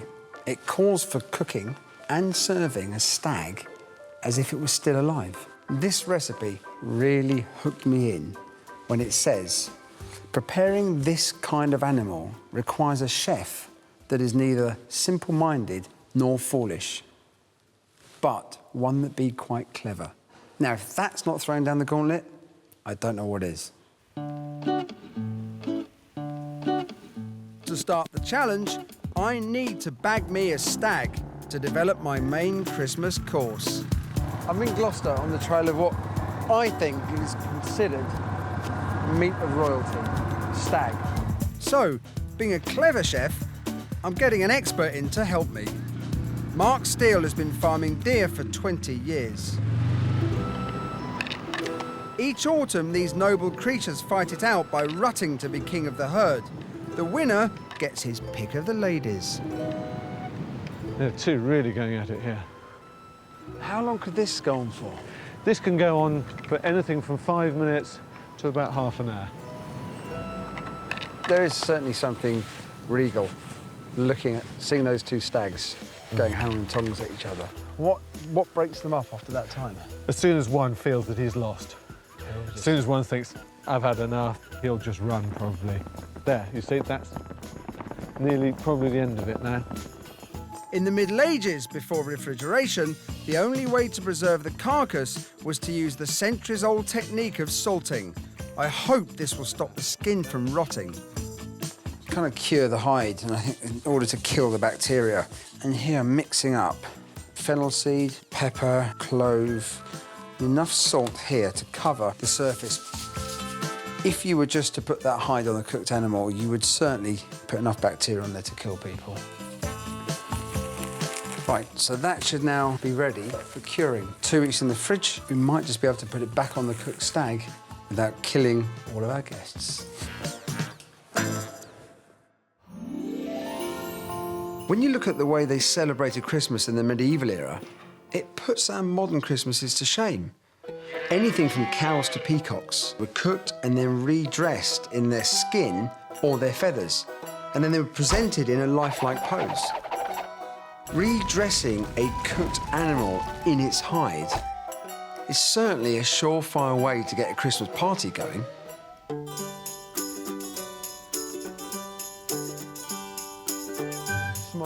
So, for my Christmas main course, I'm trying to redress a cooked stag and present it as if it's alive. And tonight, to make my life even more difficult, Farmer Mark has challenged me to present the dish at a Christmas dinner for his dining society called the Ruck Club. This is the first time I've ever done this recipe, and this isn't an experiment. I've got the Ruck Club coming this evening, and they're actually going to be eating this stag. Here we go. One stag. My stag's been hanging for a fortnight.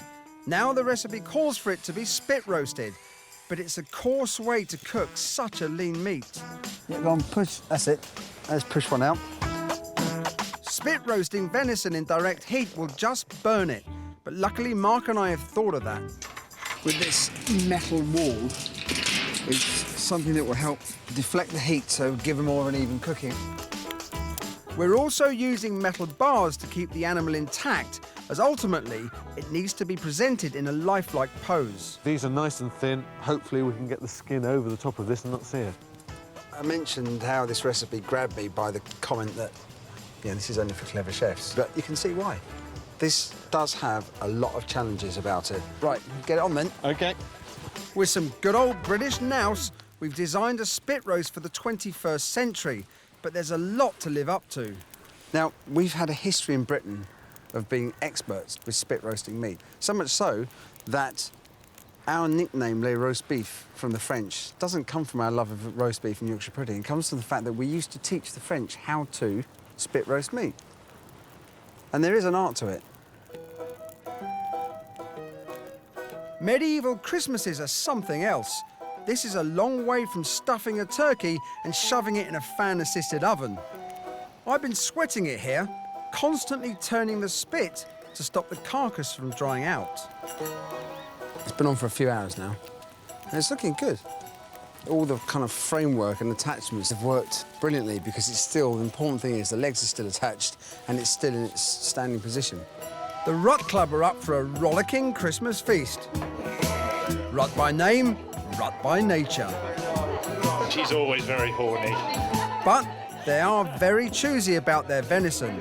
This has got to work because I've got 20 dicky-bowed, suited farmers in there, hungry and probably highly anticipating something quite special. It's going to be difficult. I mean, it's a big animal, and to get that skin back on it without it sort of looking like something out of the Rocky Horror Show is going to be an enormous tip. But if he pulls it off, it will be hopefully amazing. Now the deer skin. I hope my salting has stopped it rotting. If not, Christmas dinner's cancelled. I've got a leg. Are you a leg or breast man? Tongue's cured very nicely. It looks pretty good, actually. I think it does. It's just an example of the lengths they would go to in medieval times to create a spectacle with food. Now it's judgment time. Is this going to go on our cooked stag, or are we going to end up with something that looks like panto? But some serious dental work there. I feel more like a handyman than a chef here.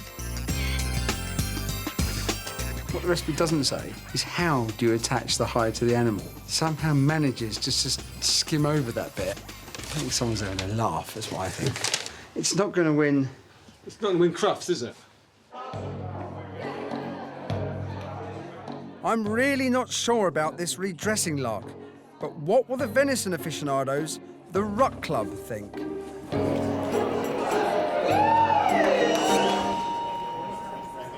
Love it or hate it, You can't ignore this spectacle. Would you please be upstanding and, as is custom, welcome the deer. A toast to the stag. To the stag.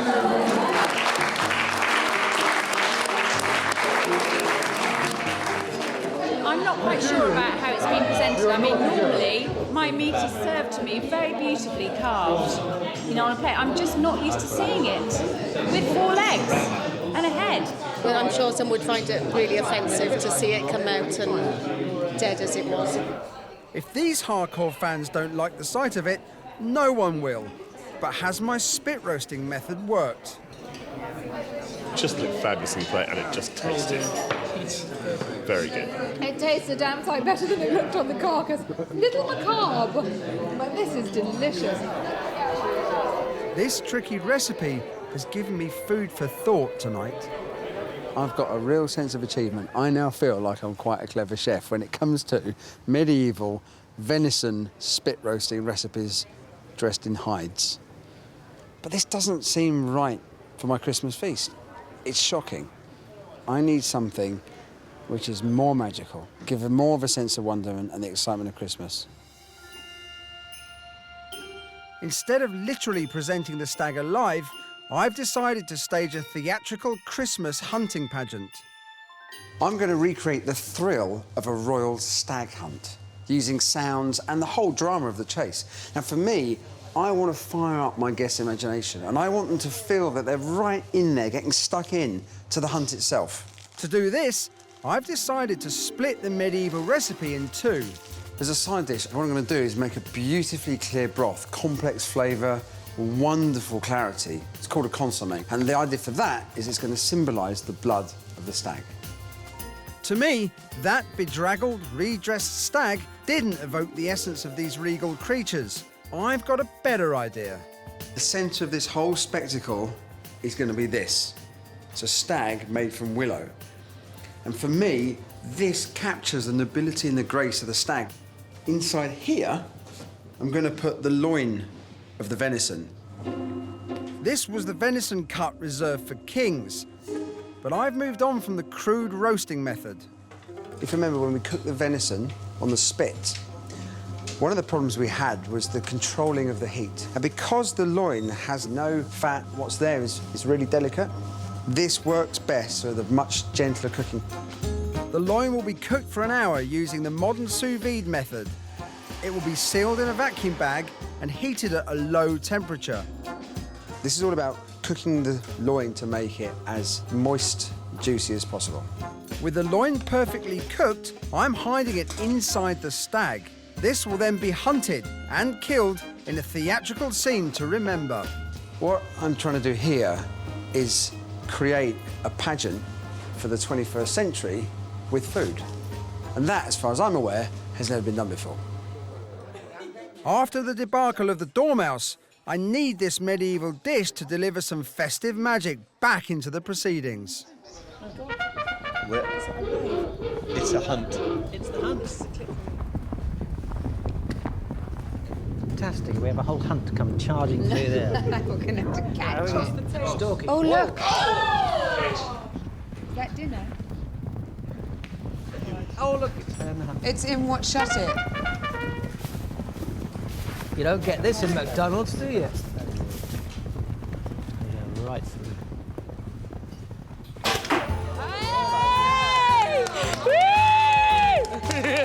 That's real blood. Here comes the consommé. Oh my God, it's Mr. Heston Blumenthal. Hey. He managed to produce out of a wicker deer. Do you know what I really like? Is actually, I do like the connection between the kind of wild thing that it was and what's on your plate. My guests have been caught up in the drama of the chase. How will the meaty venison consommé, my symbolic deer blood, go down? I feel like there's all kinds of things going into my bloodstream that it really needed iron. It's rich, it's meaty, it's like well good. Can I have another, please?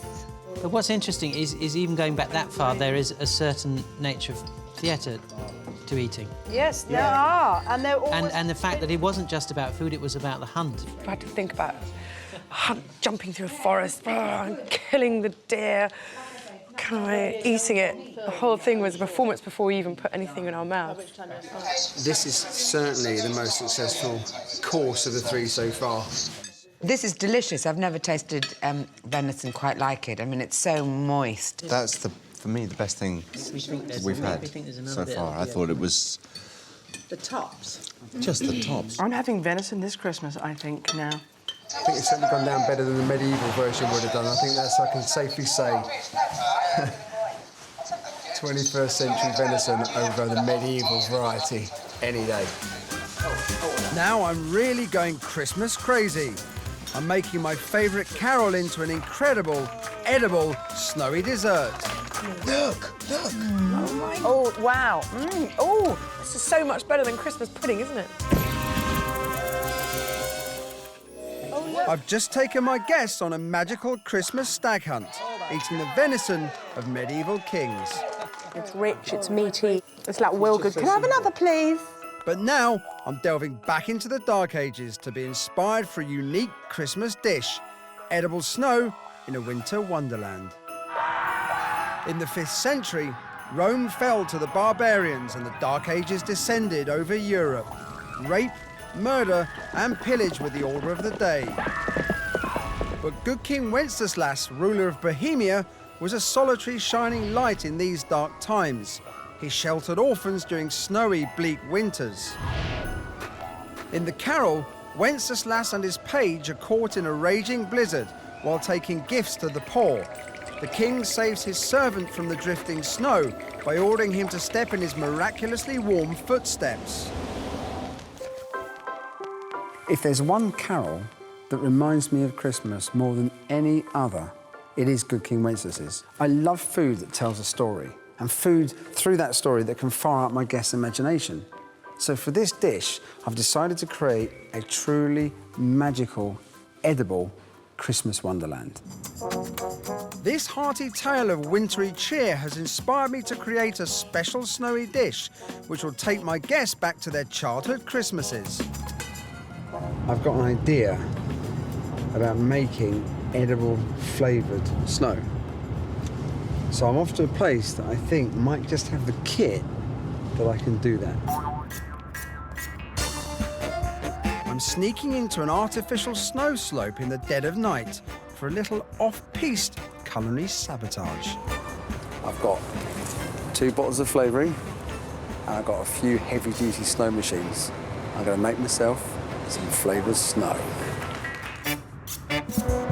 The Romans sent slaves to collect their snow from Mount Vesuvius before flavouring it with honeyed wine. But I'm in Milton Keynes with some fruit cordial. This is the container that supplies the water for the snow gun over there. And here, my bottles of blackcurrant cordial. If I pour this into this tank, oh, smell that, I'm going to get blackcurrant flavoured snow. You never know, might start started a new trend, coloured flavoured indoor ski slopes. Rustling up a white Christmas ain't easy. You need a room at -6 degrees, plus this impressive bit of kit. These 2 pipes are what make the snow.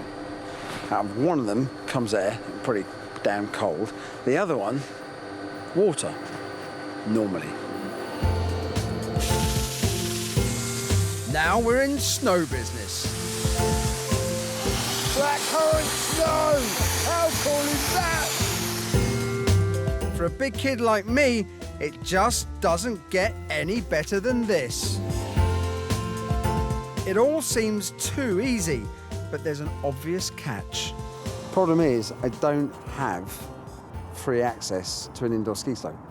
So I've got to take inspiration from this back to the lab and make my own edible flavoured snow. The theme for this dessert is the classic Christmas carol, Good King Wenceslas's. Obviously, you can't have a Christmas dessert, a Christmas scene, without the snow. Pine and jasmine will delicately flavour my crunchy snow. In here, I have a mixture, syrup, jasmine tea, and that gives just a very aromatic characteristic. I've frozen the syrup and put it in a packaget machine. When I press that, what's happening is the blade's spinning incredibly quickly, shaving off the surface into really tiny crystals. So that's moussed out nicely, but obviously it doesn't look like snow. Not yet. Next, good old trusty vat of liquid nitrogen. I'm using my old friend to refreeze the mousse before I break it up a second time. It needs blitzing, and the nitrogen is just keeping it super cold. Last step, I need to let it snow. I just think for so many people, the perfect Christmas is a white Christmas. I'm also adding edible tinsel and sage and onion caramels. And that's because King Wenceslas, when he went to give his gifts to the poor people, they lived in a very mountainous area. And there's one final wintry addition I can't resist. Wouldn't be complete without some snowballs. So these are white chocolate casings, cranberry puree, finished with a dusting of edible silver. And there is my white chocolate Christmas snowball.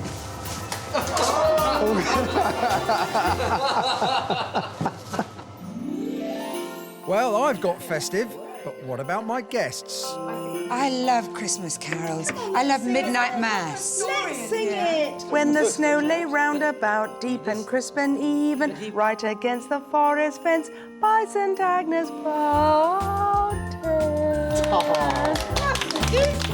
I'm seconds away from serving, but there's one final and crucial addition to my Christmas dessert. I've got to make some footprints, good King Wenceslas' footprints, with these. Action Man feet.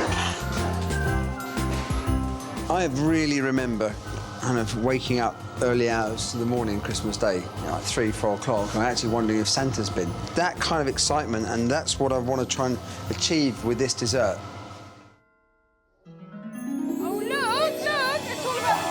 Holy Christ. Howling gale. Howling gale. It's getting ever so chilly. They sound pretty amazed, actually. Hey, oh Oh, look, there's a little path here. Look, there's a little. Look here, the footsteps coming round. And you can't. You can eat the snow as well. Snow. Can we eat Get the hell out of here. Use your spoons.